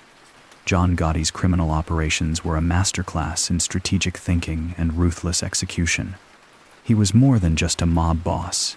He was a criminal mastermind, a figure who understood not only the streets, but also the politics of power, loyalty, and survival. Gotti's ability to stay one step ahead of law enforcement was legendary. His leadership style was a blend of intimidation, charisma, and manipulation, and it was precisely this combination that allowed him to rise to the top of the Gambino family and maintain control despite the constant threats from both rivals and authorities. One of Gotti's most remarkable traits was his deep understanding of the people around him and how to control them. He had a keen sense of loyalty, which he fostered within his ranks, but he also knew when to exploit fear. He didn't need to resort to violence often. His presence alone commanded respect and ensured obedience. But when necessary, he could show his brutality without hesitation, using violence to solidify his power and send a clear message to anyone thinking of crossing him. In the world Gotti inhabited, loyalty was everything, and Gotti knew how to demand and maintain it. His leadership was built on careful calculation. He didn't just control through fear. He was a strategist, always thinking several steps ahead. He understood the importance of keeping his hands clean. Rather than directly ordering murders or illegal activities, he delegated. He surrounded himself with capable men who would do the dirty work, while he managed the business side of things. Gotti maintained a buffer between himself and the operations, allowing him to deny involvement when necessary, a crucial tactic in evading law enforcement. This approach, combined with his ability to remain calm and unflappable, kept him out of prison for years despite numerous attempts to convict him. Gotti's ability to avoid conviction was in part due to his strategic use of the media. He embraced the spotlight, positioning himself as a mob boss who was not afraid to speak his mind, and he understood the power of a carefully crafted public image. The media dubbed him the Teflon Don because no charges seemed to stick to him, despite multiple high-profile trials. His ability to manipulate the press, portray himself as a man of the people, and maintain an image of invincibility made him an iconic figure in the criminal underworld. Yet, behind the public persona, Gotti was always aware of the ever-present danger. He lived in a world where betrayal could come from anywhere, even from within his own ranks. His skill at navigating this treacherous landscape, his ability to inspire both loyalty and fear, and his unwavering focus on survival were central to his success as a criminal mastermind. Gotti's operations, while sophisticated, were ultimately built on a foundation of psychological control, strategic foresight, and an unmatched ability to outwit law enforcement and rivals alike. John Gotti's public persona was as much a part of his power as his criminal operations. He understood the value of image, and he crafted his carefully to create the untouchable, charismatic figure that would become synonymous with the mafia. Gotti wasn't just a mob boss. He was a celebrity in his own right, a man who commanded attention every time he stepped into a room, whether it was a courthouse, a restaurant, or a public event. His public persona was a calculated masterpiece, a blend of style, confidence, and charm that kept him in the spotlight and kept law enforcement off balance. Gotti had a unique ability to manipulate the media, turning any attention he received into a tool for solidifying his power. He was often portrayed as the Teflon Don, a term coined by the press to describe his uncanny ability to avoid conviction despite facing numerous charges. But this image wasn't just something that happened by chance. Gotti actively worked to cultivate it. He enjoyed the media spotlight, embracing his role as the larger-than-life figure at the center of the mafia. His carefully curated public appearances, stylish clothing, and smooth demeanor made him the epitome of the charismatic mob boss. He was the kind of man who would walk into a room and immediately command respect, but with a warmth and charm that made people feel like they were in the presence of someone special. What made Gotti's public persona so effective was the air of invincibility he cultivated. He projected the image of a man who was untouchable, someone who could not be brought down, no matter how hard the authorities tried. This aura of invulnerability was key to his success. It kept his rivals in check and inspired fear and respect within his own organization. It also allowed him to operate with a level of freedom that other mob bosses could only dream of. While others might operate quietly, staying out of the media's gaze, Gotti thrived on attention, using it to his advantage at every turn. His public image was a mask, but it was also a shield. Behind the carefully tailored suits and the public smile was a man who understood the value of reputation. Gotti knew that if he appeared strong and untouchable, his enemies would hesitate before trying to challenge him. And for a long time, it worked. The public loved him. They saw him as a kind of folk hero, a man who defied the system and won. Gotti's persona became as much a part of his criminal empire as the illegal businesses he ran. It was a reflection of the power he wielded, and it became inseparable from his legacy. However, as with all carefully crafted personas, the cracks began to show. The image of the untouchable boss, once so carefully maintained, started to fray as Gotti's legal troubles mounted and his grip on the Gambino family weakened. But even in the face of mounting pressure, Gotti never stopped playing the role of the charismatic, untouchable figure. It was, after all, the image that had kept him at the top for so long. John Gotti's fearlessness was one of the defining traits of his criminal career, a characteristic that both propelled him to the heights of power and eventually led to his downfall. His reputation for being willing to do whatever it took, without hesitation or remorse, made him a figure of unparalleled control within the mafia world. Where others might have shown caution, Gotti's approach was bold, unyielding, and often reckless. It was a fearlessness born not only from his belief in his own invincibility, but also from his understanding of how fear itself could be used as a weapon.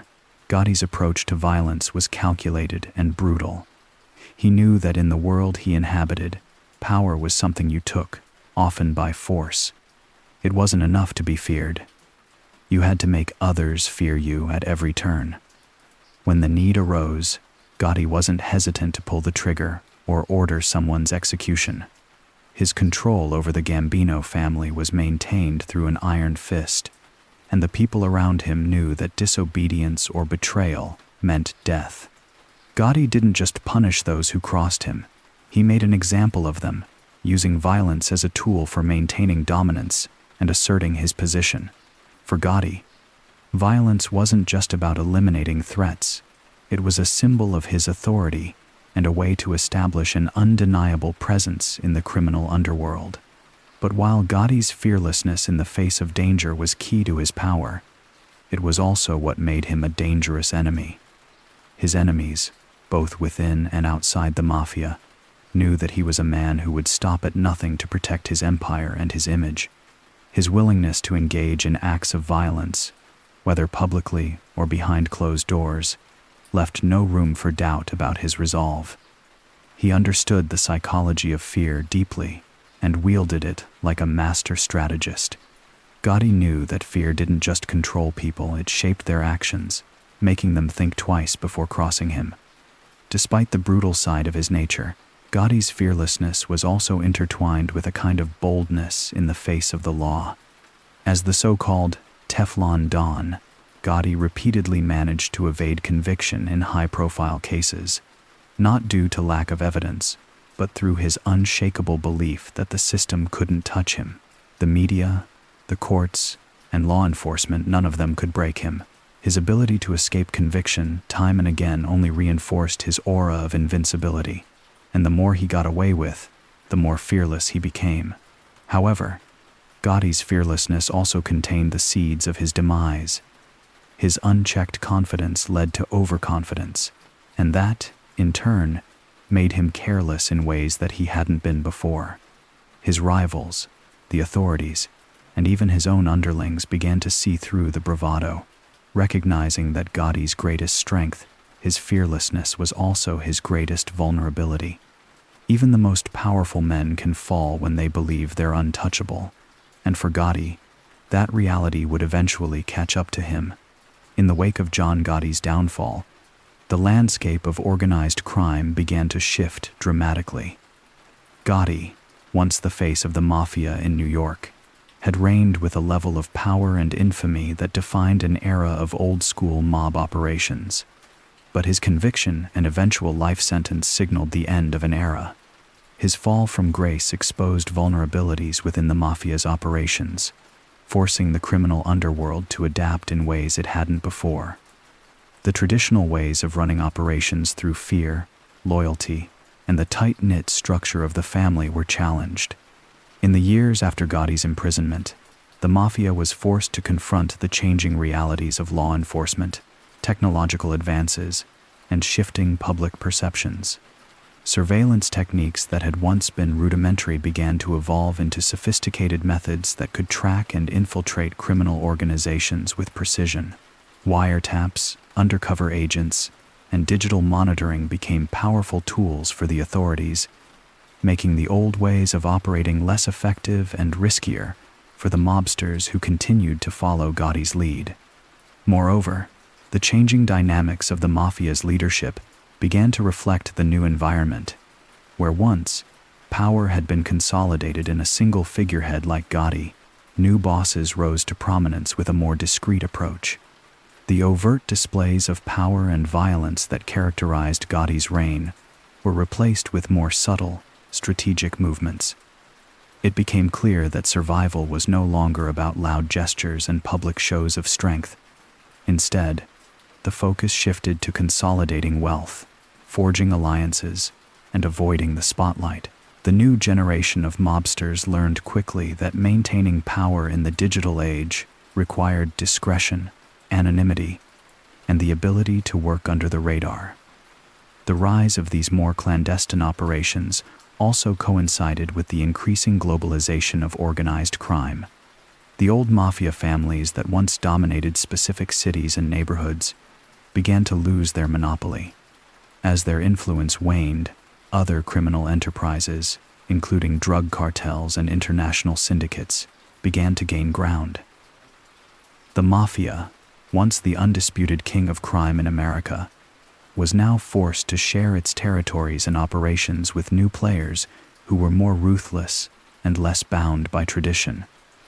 The operations themselves also became more businesslike, with an emphasis on expanding illicit revenue streams and diversifying criminal activities.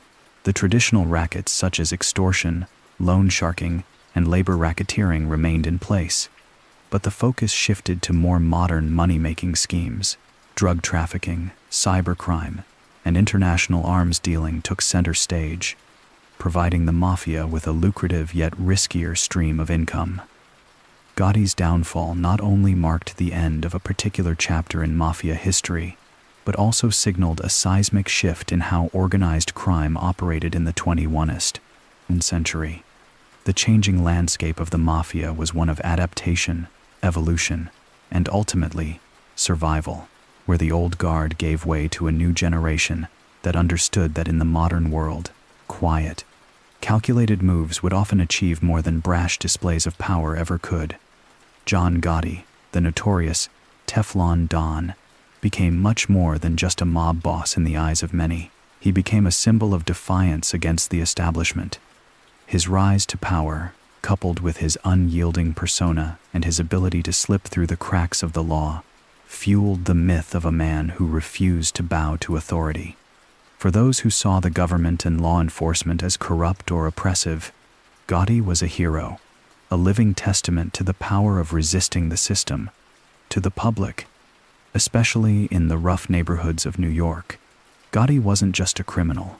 He was the embodiment of rebellion, someone who stood tall in the face of the government's overwhelming force and intimidation. He was untouchable. And in a world where people often felt powerless against the establishment, Gotti's ability to evade conviction time and time again was nothing short of inspiring. His ability to outsmart law enforcement, especially during high-profile trials, became a source of fascination and pride for many who saw him as an anti-hero, a man who played by his own rules and thrived. His courtroom victories, particularly the acquittals that earned him the nickname the Teflon Don, became emblematic of his defiance. Gotti's bravado, combined with his public disdain for the authorities, struck a chord with those who had long been disenfranchised or disillusioned with the system. While his criminal empire was built on violence and fear, his public persona was that of a man who stood firm, unapologetically challenging the forces of law and order. The media also played a significant role in shaping this myth, portraying Gotti as a larger-than-life figure. While they often painted him as the villain, they could not help but highlight the allure of his rebellion. His impeccable fashion sense, his smooth demeanor, and his ability to command the attention of the public made him seem almost like a rock star, and this only amplified his status as a figure who defied the societal norms. In his tailored suits and with his polished charm, Gotti presented a sharp contrast to the cold, institutionalized machinery of law enforcement. In many ways, He was the embodiment of defiance, a man who thumbed his nose at the system that sought to bring him down. For those in the mafia, Gotti's ability to control the narrative, his fearlessness, and his refusal to let the government define him made him a figure of immense respect. But to the people who lived in the shadows of the city, where the lines between right and wrong blurred, he was much more than a criminal. He was a symbol of resistance, a reminder that even in a world dominated by powerful institutions, there were still those who could stand up and fight back, no matter the cost. In the myth of John Gotti, the fight against authority was not only possible, it was, for a brief time, victorious. John Gotti's legacy, while admired by some for his rebellious charm and tactical genius, is marred by a dark side that cannot be ignored. Beneath the myth of the Teflon Don lies a trail of destruction, both in terms of the lives he destroyed and the personal cost he imposed on those closest to him. Gotti's world was one of power, violence, and manipulation, and while he may have evaded the law time and time again, the damage left in his wake was indelible. At the heart of Gotti's legacy was the unrelenting violence that defined his reign as the boss of the Gambino family. The bloodshed was not just a side effect of his lifestyle. It was an essential part of how he maintained control. Gotti's rise to power involved countless murders, and while he skillfully evaded conviction for many of these crimes, they still lingered in the shadows of his success. The assassination of Paul Castellano, the very act that propelled Gotti into the top position, was only the beginning. His actions led to the deaths of many others, both within his own organization and outside it. The violence wasn't just brutal, it was strategic, used as a tool to instill fear and loyalty. For Gotti, eliminating rivals wasn't just a means to an end, it was the foundation of his empire. However, it was not just his enemies who suffered under Gotti's shadow. His family, too, paid a heavy price for his criminal life. Despite the public persona of a loving father and devoted husband, Gotti's actions created a ripple effect that reached deep into the lives of those he loved. His wife, Victoria, was forced to live in constant fear and uncertainty, not knowing whether her husband would come home each night. His children, particularly John Gotti Jr., were thrust into a world where violence and danger were everyday realities. The pressures of living under the constant watch of law enforcement and the threats from rivals weighed heavily on them. Gotti's children would later struggle with their own identities, with some choosing to distance themselves from the family legacy, while others were dragged into it, with tragic consequences. Even in prison, Gotti's influence continued to reverberate, but it was not without toll. His health deteriorated, the result of years of stress, and his final years were marked by isolation. While he remained a symbol of defiance for many, the personal cost of his decisions was evident in the quiet decay of his body and mind. His family, while still involved in the world he had created, would eventually face the consequences of his empire's collapse. Gotti's life was a testament to the allure of power and the seductive nature of defiance, but it also stands as a cautionary tale. The violence, the betrayals, and the toll it took on his family's well-being remind us that the price of living by one's own rules is often steeper than anyone can imagine. The Teflon Don may have been untouchable by the law, but in the end, he could not escape the emotional and moral consequences of the empire he built. Sammy, the Bull Gravano's betrayal of John Gotti, stands as one of the most defining and tragic moments in the world of organized crime. For years, Gravano had been Gotti's right-hand man, a loyal underboss who helped steer the Gambino family's operations with ruthless efficiency. Their partnership was built on mutual respect, fear, and a shared vision of power. Gravano was known for his cold-blooded nature and unwavering loyalty qualities that made him indispensable to Gotti.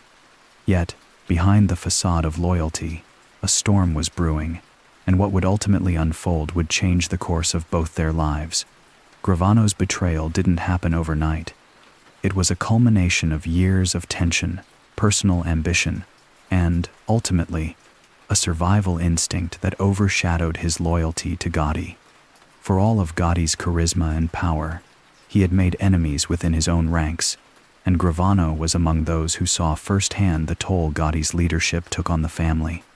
The violence, the paranoia, and the constant pressure to perform weighed heavily on many, and for Gravano, it became clear that the path he had been following might eventually lead to his own demise. The breaking point came when Gotti's obsession with his public image and his ego began to alienate those closest to him. As Gotti became more flamboyant and untouchable in the eyes of the press, he started to make decisions that pushed his loyalists away. Gravano, a man who had always preferred working in the shadows, grew disillusioned with Gotti's increasing need for the spotlight and the reckless way he handled the family's affairs. Gravano's resentment simmered beneath the surface, but it wasn't until Gotti's arrogance led to the decision to go after Paul Castellano, the man who had once been a mentor to both of them, that Gravano's loyalty started to crack. Gotti had orchestrated the murder of Castellano, a pivotal moment that secured his position as boss of the Gambino family, but it came at a cost. As Gotti's legal troubles mounted and his empire started to crumble, Gravano saw a chance to save himself. He knew that Gotti's high-profile lifestyle, his brash defiance, and his inability to stay under the radar made him an easy target for law enforcement. Gravano's decision to cooperate with the FBI was not born out of a sense of justice or a moral awakening. It was a calculated move to preserve his own life and secure a deal that would see him walking free. The ultimate betrayal came when Gravano agreed to testify against Gotti, providing damning evidence in exchange for a reduced sentence. His testimony was crucial in securing Gotti's conviction, and it was Gravano's words that helped bring down the once untouchable mob boss. For the mafia, this was an unforgivable act, but for Gravano, it was a necessary one. He had betrayed the man who had once been like a brother to him, but in doing so, he had ensured his own survival. Gravano's legacy would forever be intertwined with Gotti's downfall, a stark reminder that in the world of organized crime, loyalty can be a fleeting thing, and survival often trumps honor. In the world of the mafia, the underboss holds a position of immense power and influence. A pivotal figure in the hierarchy, the underboss is tasked with overseeing the day-to-day operations of the family, ensuring that orders are carried out and that loyalty is maintained. This loyalty, however, is a double-edged sword. While the underboss is expected to be fiercely loyal to the boss, that same loyalty often becomes the foundation of power struggles, betrayal, and shifting alliances within the underworld. For men like John Gotti, the underboss was not just a trusted lieutenant, but a mirror of his own values. The relationship between Gotti and his underbosses, like Sammy Gravano, was one built on mutual respect, fear, and shared interests. To Gotti, loyalty was everything. It was the glue that held his empire together, and the underboss was often the one who ensured that loyalty was maintained, whether through the threat of violence or the promise of power. In turn, the underboss had to navigate the treacherous waters of maintaining loyalty to the boss, while also building relationships with the other members of the family, often striking a delicate balance between subservience and ambition. The role of the underboss, however, was not without its dangers. While they had immense power within the family, they also stood at the precipice of betrayal. Loyalty to the boss was paramount, but when the boss made mistakes or became a liability, the underboss was left with difficult choices. They had to be aware of shifting alliances within the family, keeping an ear to the ground for any murmurs of discontent or rebellion. A single misstep could be fatal, and in many cases, the underboss had to make decisions that ensured their own survival. This often meant betraying the very loyalty that had gotten them to their position in the first place. Underbosses were also crucial in maintaining order and discipline within the family. They were often the ones who delivered punishments, managed disputes, and ensured that the family's interests were protected, sometimes through violent means. Their influence extended far beyond just managing day-to-day operations. They were also the ones who forged connections with other families, expanded territory, and managed the family's wealth and criminal enterprises. The underboss, in many ways, was the backbone of the mafia's operations. But as history has shown, loyalty in the mafia is a fragile thing. Underbosses, no matter how loyal, were always vulnerable. When an underboss's loyalty was questioned or when their ambition outgrew their role, it could lead to betrayal, as was the case with Gravano's infamous decision to turn on Gotti. The very loyalty that underbosses were meant to uphold could become their downfall when tested, leaving behind a trail of broken alliances and shattered trust in the underworld. The Gotti family's influence on the public perception of organized crime cannot be overstated. As much as John Gotti worked to maintain a low profile and operate under the radar, he also became the face of the mafia in America. His charisma, confidence, and fearless demeanor made him a figure of both admiration and fear. In the eyes of the public, he was not just a criminal but an almost mythic figure, a kingpin who was able to avoid conviction time and time again. His ability to sidestep the law, combined with his larger-than-life persona, transformed him into a media sensation and, in many ways, the embodiment of organized crime in the modern era. The Gotti family's image was shaped not only by Gotti's rise to prominence, but also by the media's portrayal of him as the quintessential mob boss. With his dapper suits, diamond-encrusted watches, and public bravado, Gotti became the very symbol of mafia glamour. He represented the allure of the criminal lifestyle, the power, the wealth, and the fear that accompanied it. In some circles, Gotti was romanticized as a kind of modern-day Robin Hood, a man who took from the establishment and gave to those who adored him. His flashy lifestyle and public persona were magnified by constant media attention, and he became a celebrity in his own right. The press, particularly in New York, was fascinated by him, often highlighting his courtroom antics, his strategic use of the media, and his family's connections to the underworld. But it wasn't just the media that shaped Gotti's public image. He actively manipulated it. Gotti understood the power of perception. His charisma and sharp sense of self-promotion made him a fixture in tabloids, television reports, and even the public consciousness. He played the part of the untouchable mob boss with flair, feeding into the public's fascination with crime and its allure. His carefully crafted image of invincibility, the Teflon Don, added to his mystique and contributed to the myth that surrounded him. In the process, he helped redefine how the mafia was viewed in America. Despite his criminal dealings, Gotti's family, particularly his children, were presented as living proof of the success of the mafia lifestyle. His children, even as they grew up in the shadow of their father's empire, became part of the public's fascination with the family dynamic that surrounded the mafia. The Gotti family, to many, symbolized the embodiment of the American dream gone awry. They were wealthy, untouchable, and seemingly above the law, offering a vision of success that was built on crime, manipulation, and fear. In the broader cultural landscape, the Gotti family's image would influence countless depictions of the mafia in films, television shows, and popular culture. Gotti's name became synonymous with organized crime in the late 20th century.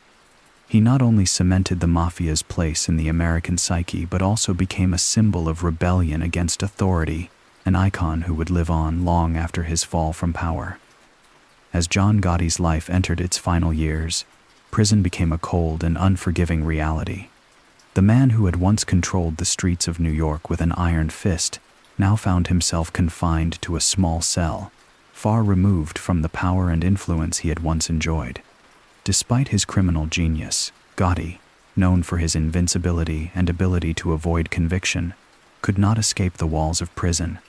What was once a life of luxury and high stakes now became a world of isolation and physical decline. Gotti's health began to deteriorate shortly after his imprisonment, a slow and painful process that would mark his final years. Diagnosed with cancer, the disease took a toll on his once pristine appearance. The sharp, composed figure of the Teflon Don, whose charisma and confidence had once captivated the public, now withered under the weight of illness. It was a stark contrast to the man who had evaded conviction, faced down rivals, and lived as a symbol of untouchable power. Behind bars, he was forced to confront his mortality in a way that the world outside had never witnessed. In prison, Gotti's empire had crumbled, and so did his body. His health became a constant concern, and he was frequently moved between medical facilities and correctional institutions.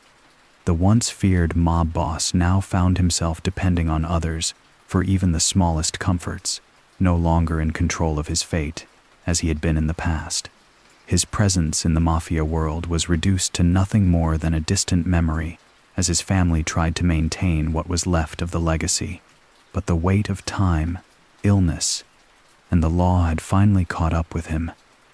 Gotti's days were filled with long hours of reflection, a far cry from the vibrant, fast-paced life he once led. His cell, once a symbol of power, became a place of solitude and struggle. The man who had once made headlines for his defiance and cunning now found himself facing the grim reality of his actions. As his health continued to decline, Gotti's interactions with the outside world grew fewer. His family visited him when they could, but the visits were often marked by the heavy burden of seeing the man who had once ruled with such force now reduced to a shell of his former self. As his cancer ravaged his body, Gotti's mind, once sharp and calculating, also began to fade. The fearlessness that had characterized his rise to power seemed to vanish, replaced by the quiet resignation of a man who knew his time was coming to an end. He was no longer the feared and admired figure who had commanded attention and respect from all corners.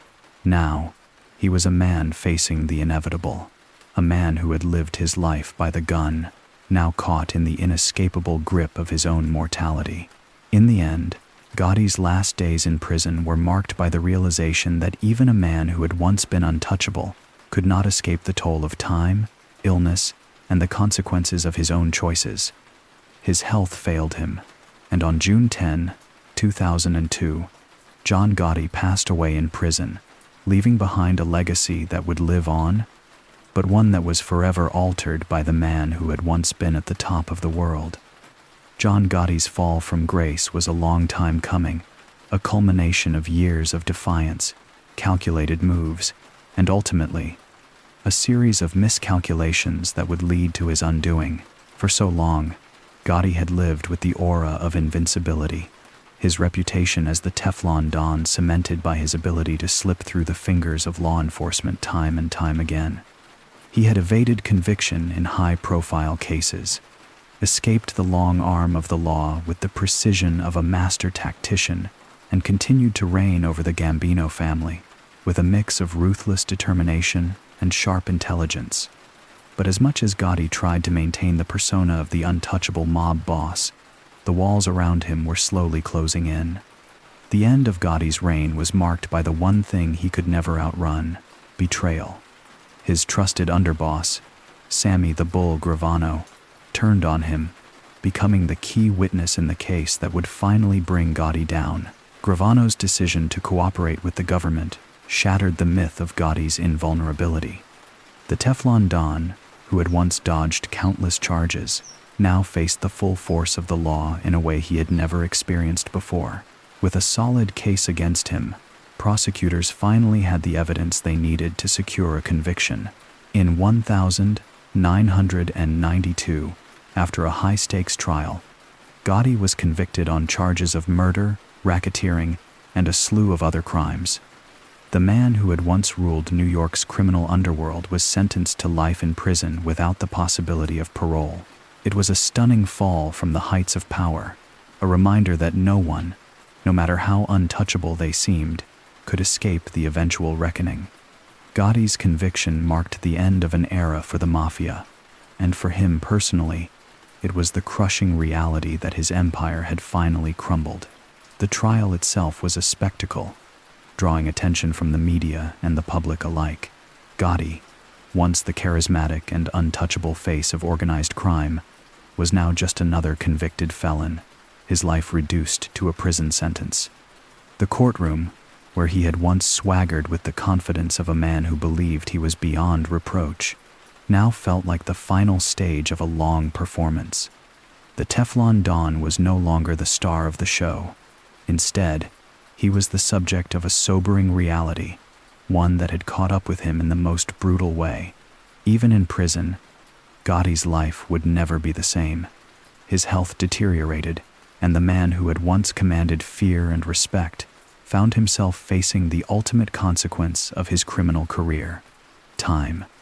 His once unshakable confidence was replaced by a quiet resignation as he served his sentence, stripped of the power and influence that had defined his life.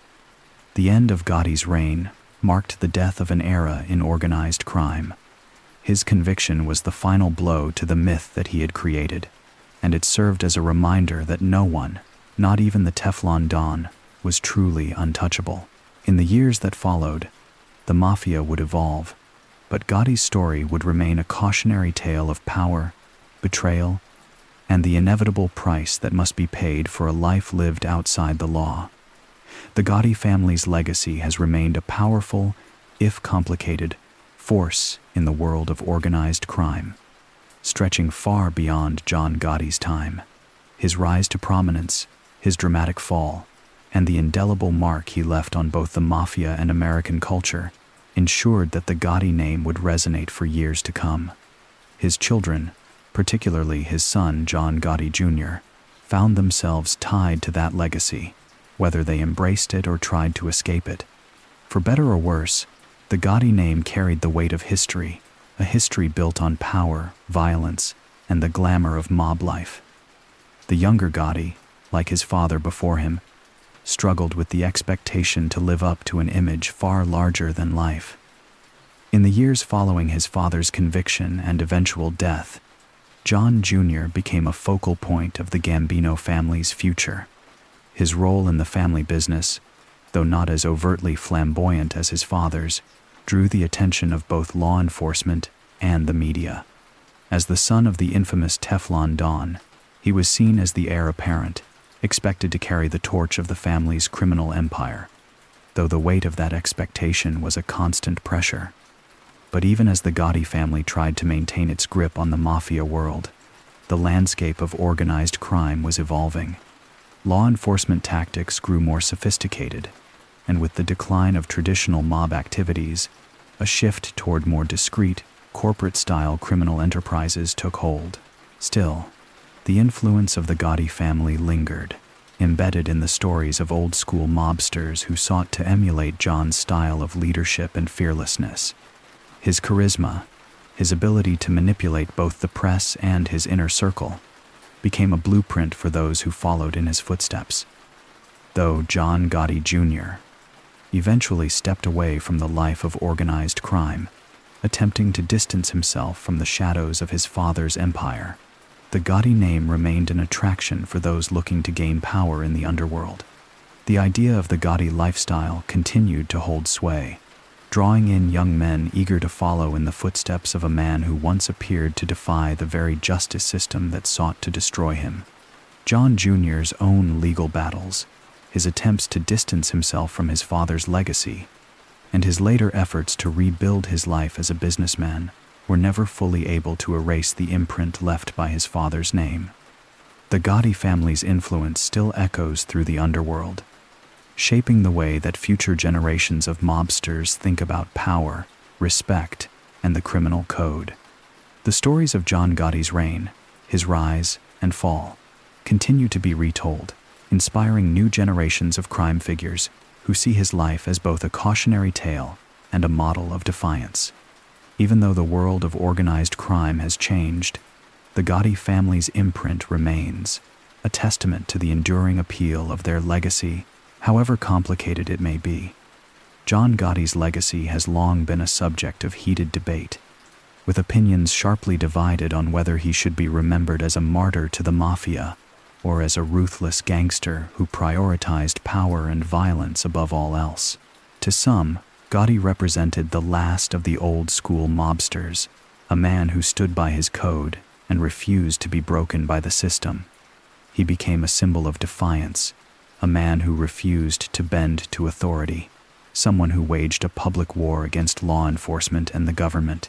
His ability to escape conviction in high-profile trials only added to his mystique.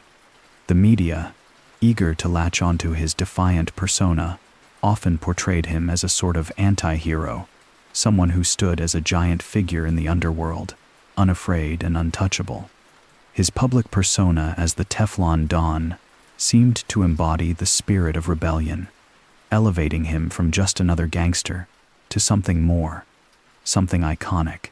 But to others, Gotti was a classic example of the ruthless, violent mobster who would stop at nothing to maintain his power. His role in the assassination of Paul Castellano, the boss of the Gambino family, cemented his reputation as a man willing to spill blood to take control of the mafia empire. His actions throughout his criminal career, violent, calculated, and often involving betrayal, painted him as a man driven by self-interest and a desire for dominance. Gotti's actions left behind a trail of destruction, affecting not only his enemies but also his family, the lives of countless people who were hurt by his empire. To many, Gotti's story is one of corruption, an embodiment of everything that was wrong with the mafia and its insatiable thirst for power. As he languished in prison, with his health deteriorating and his empire crumbling, the myth of Gotti continued to live on, becoming more than just a story of a man who rose to power and fell from grace. For some, Gotti was a martyr who suffered for his loyalty to his family and his refusal to abandon the mafia way of life. For others, he was a monster who destroyed everything in his path, leaving behind a legacy of crime, violence, and broken lives. The lines between hero and villain became increasingly blurred, making it difficult for people to define Gotti's place in history.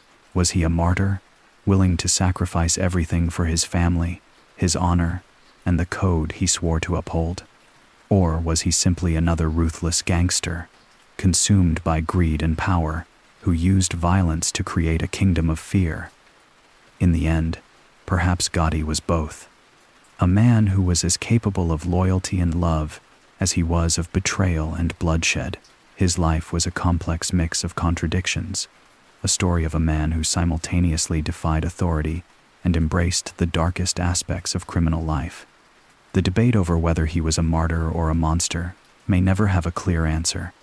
But one thing is certain: Gotti's name will always carry the weight of both admiration and revulsion, a symbol of the highs and lows of the mafia world. The end of John Gotti's story marked the close of a chapter in mafia history that had once been filled with untold power, myth, and glory. His fall from grace was not just the downfall of one man, but the final fading of the golden age of the mafia, a time when crime families ruled the streets with an iron fist, and their leaders were untouchable. Gotti had been the embodiment of this era. He wasn't just a mob boss. He was a symbol of defiance, of old-world power that seemed impervious to the forces of law and order. As the Teflon Don, he had evaded conviction time and time again, his every move scrutinized by the media, his name whispered in awe and fear. His reign brought the mafia to the forefront of American pop culture, transforming the Cosa Nostra into a force that captivated the public's imagination. But with Gotti's conviction in 1992 and his subsequent imprisonment, the empire he had built began to crumble. His personal legend, once a beacon of power and resilience, was now tarnished by his inability to navigate the very system he had once so effortlessly outsmarted. Gotti's arrest and conviction were the final nails in the coffin for the mafia as it had been known in his time. The methods of the old guard were beginning to lose their effectiveness in a world that was evolving quickly. Law enforcement, once often outpaced by mafia figures like Gotti, had adapted, incorporating new techniques and technologies that made it harder for the mafia to maintain its tight grip on power. The golden age of the mafia wasn't just about the men who led it. It was about a way of life, a set of codes, and a deep sense of loyalty that defined the men who lived by it. The era of big, brash, unrelenting crime families like the Gambinos was being replaced by smaller, more discreet operations that could slip under the radar. The older, more violent methods of the mafia, the public assassinations, the bombings, the bribes, and intimidation tactics that had once kept the streets in check, were no longer as effective. Gotti's downfall mirrored the changing dynamics of organized crime in America. The new generation wasn't interested in the spectacle that Gotti had brought to the table. They were smarter, more subtle, operating in the shadows where they were less likely to attract attention. When Gotti died in 2002, it was the symbolic death of an era. His passing marked the end of the mafia's dominance in the world of organized crime. The once dominant families, built on years of ruthless power and old-school loyalty, saw their influence dissipate in the face of a changing landscape. With Gotti's fall, the myth of the untouchable mob boss began to fade into history. The end of an era was not just the end of a man, but the end of an epoch, one that had forever altered the underworld of crime in America. The streets, once ruled by Gotti and his peers, were now quieter. The fear and reverence once felt in his wake now replaced by a cautious, quieter underworld. And with that, the golden age of the mafia finally came to its inevitable close. John Gotti's legacy, though marked by his conviction and the eventual demise of the mafia's golden age, continues to reverberate through both organized crime and popular culture. His life story has become something of a paradox, half myth, half reality, and in many ways, his name still conjures up images of the ruthless, untouchable gangster who once ruled the streets of New York. Gotti wasn't just a mob boss, he was a figurehead of an era, and his rise to power, his trials, and his eventual downfall are still discussed with awe and fascination. He was a man who captured the public's imagination, and even after his death, he became a cultural icon. In the world of organized crime, Gotti's influence is still felt. While the mafia no longer operates with the same level of dominance it once did, the legacy of figures like Gotti continues to shape how modern-day crime families conduct their operations. The code of silence, the loyalty, and the tight-knit family structures that once defined the mafia still live on in various forms. Younger generations of criminals, though operating in a much more covert world, often look back on Gotti's reign as an example of what can be achieved through sheer will, charisma, and ruthlessness. Gotti may have fallen, but the lessons of his rise are not easily forgotten. On a broader scale, Gotti's impact is equally profound in popular culture. His image as the Teflon Don and the Dapper Don has been immortalized in countless movies, documentaries, TV shows, and books.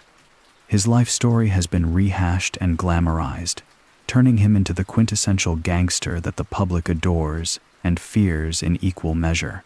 Characters inspired by Gotti continue to appear on the big screen, often portraying a man who is simultaneously a villain and an anti-hero. The allure of Gotti as both a ruthless criminal mastermind and a man who had the public on his side continues to captivate audiences around the world. Films and television series about organized crime still tap into the fascination with his legacy, portraying him as the embodiment of defiance against authority. His legacy is also preserved in the media, where his name continues to evoke both admiration and disdain. For some, he remains a symbol of power and resilience, a man who played by his own rules and walked away from the system. For others, he represents everything that went wrong with the mafia: greed, violence, betrayal. Gotti's name still comes up in discussions of organized crime, and even as time has passed, the myth surrounding him only grows. Ultimately, John Gotti's legacy is complex. He will always be remembered as a larger-than-life figure whose actions, both in the world of crime and beyond, left an indelible mark on history.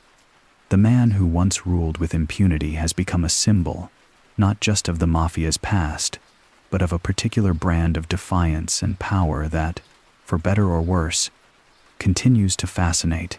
The true story of John Gotti is one that blurs the line between fact and myth, a narrative shaped as much by the press as by his actions. To some, he remains the Teflon Don, a man who, despite numerous charges and trials, managed to slip through the hands of law enforcement, untouched by the justice system for years. To others, he is the embodiment of the corrupt and violent underworld of organized crime. His image as the ruthless leader of the Gambino family is seared into the public consciousness. But the real story behind Gotti is far more complex than the headlines ever captured. Gotti's rise to power was steeped in violence and calculated ambition. He was never a mere foot soldier. He understood the intricacies of the mafia world and used his street smarts to maneuver his way to the top. Unlike the old-school mob bosses who adhered to tradition, Gotti was a media-savvy gangster who knew how to play the game of public perception. His charisma and his ability to remain untouchable in court made him a legend. But beneath the carefully crafted image of the dapper Don, there was a man whose ruthless methods caused irreparable harm to his family, his associates, and countless others. The public's fascination with Gotti only grew as he evaded conviction time and time again. His ability to dodge charges was more than just luck. It was a result of carefully constructed defense strategies and a network of loyalists within the criminal justice system. His acquittals became part of the myth that surrounded him, elevating him to a status where he was seen less as a criminal and more as a symbol of defiance against the system. The reality, however, was that his life was filled with betrayal, violence, and fear. Behind the tailored suits and public speeches, Gotti was a man who had to constantly watch his back, not just from the law but from his own people. Gotti's legacy is one of contradictions. He was a criminal mastermind who changed the landscape of organized crime in New York, but his reign also marked the beginning of the mafia's slow decline. The criminal empire he built, through calculated moves and sheer force of will, eventually crumbled as law enforcement adapted to new methods of surveillance and prosecution. Gotti's downfall was not just the result of his own actions, but the changing tides of law enforcement and the shifting power dynamics within the mafia itself. His betrayal by Sammy Gravano, the man he trusted most, was the final blow that led to his conviction and ultimate imprisonment. In the end, John Gotti was more than just a mob boss. He was a symbol of the power, the glamour, and the tragedy of organized crime. His name will forever be linked to the mafia, and the story of his life is a reminder of how myths are made. Gotti's impact on both the criminal world and popular culture is undeniable. He may have fallen from power, but the story of the Teflon Don remains as relevant today as ever, a testament to the complex and dangerous world he navigated.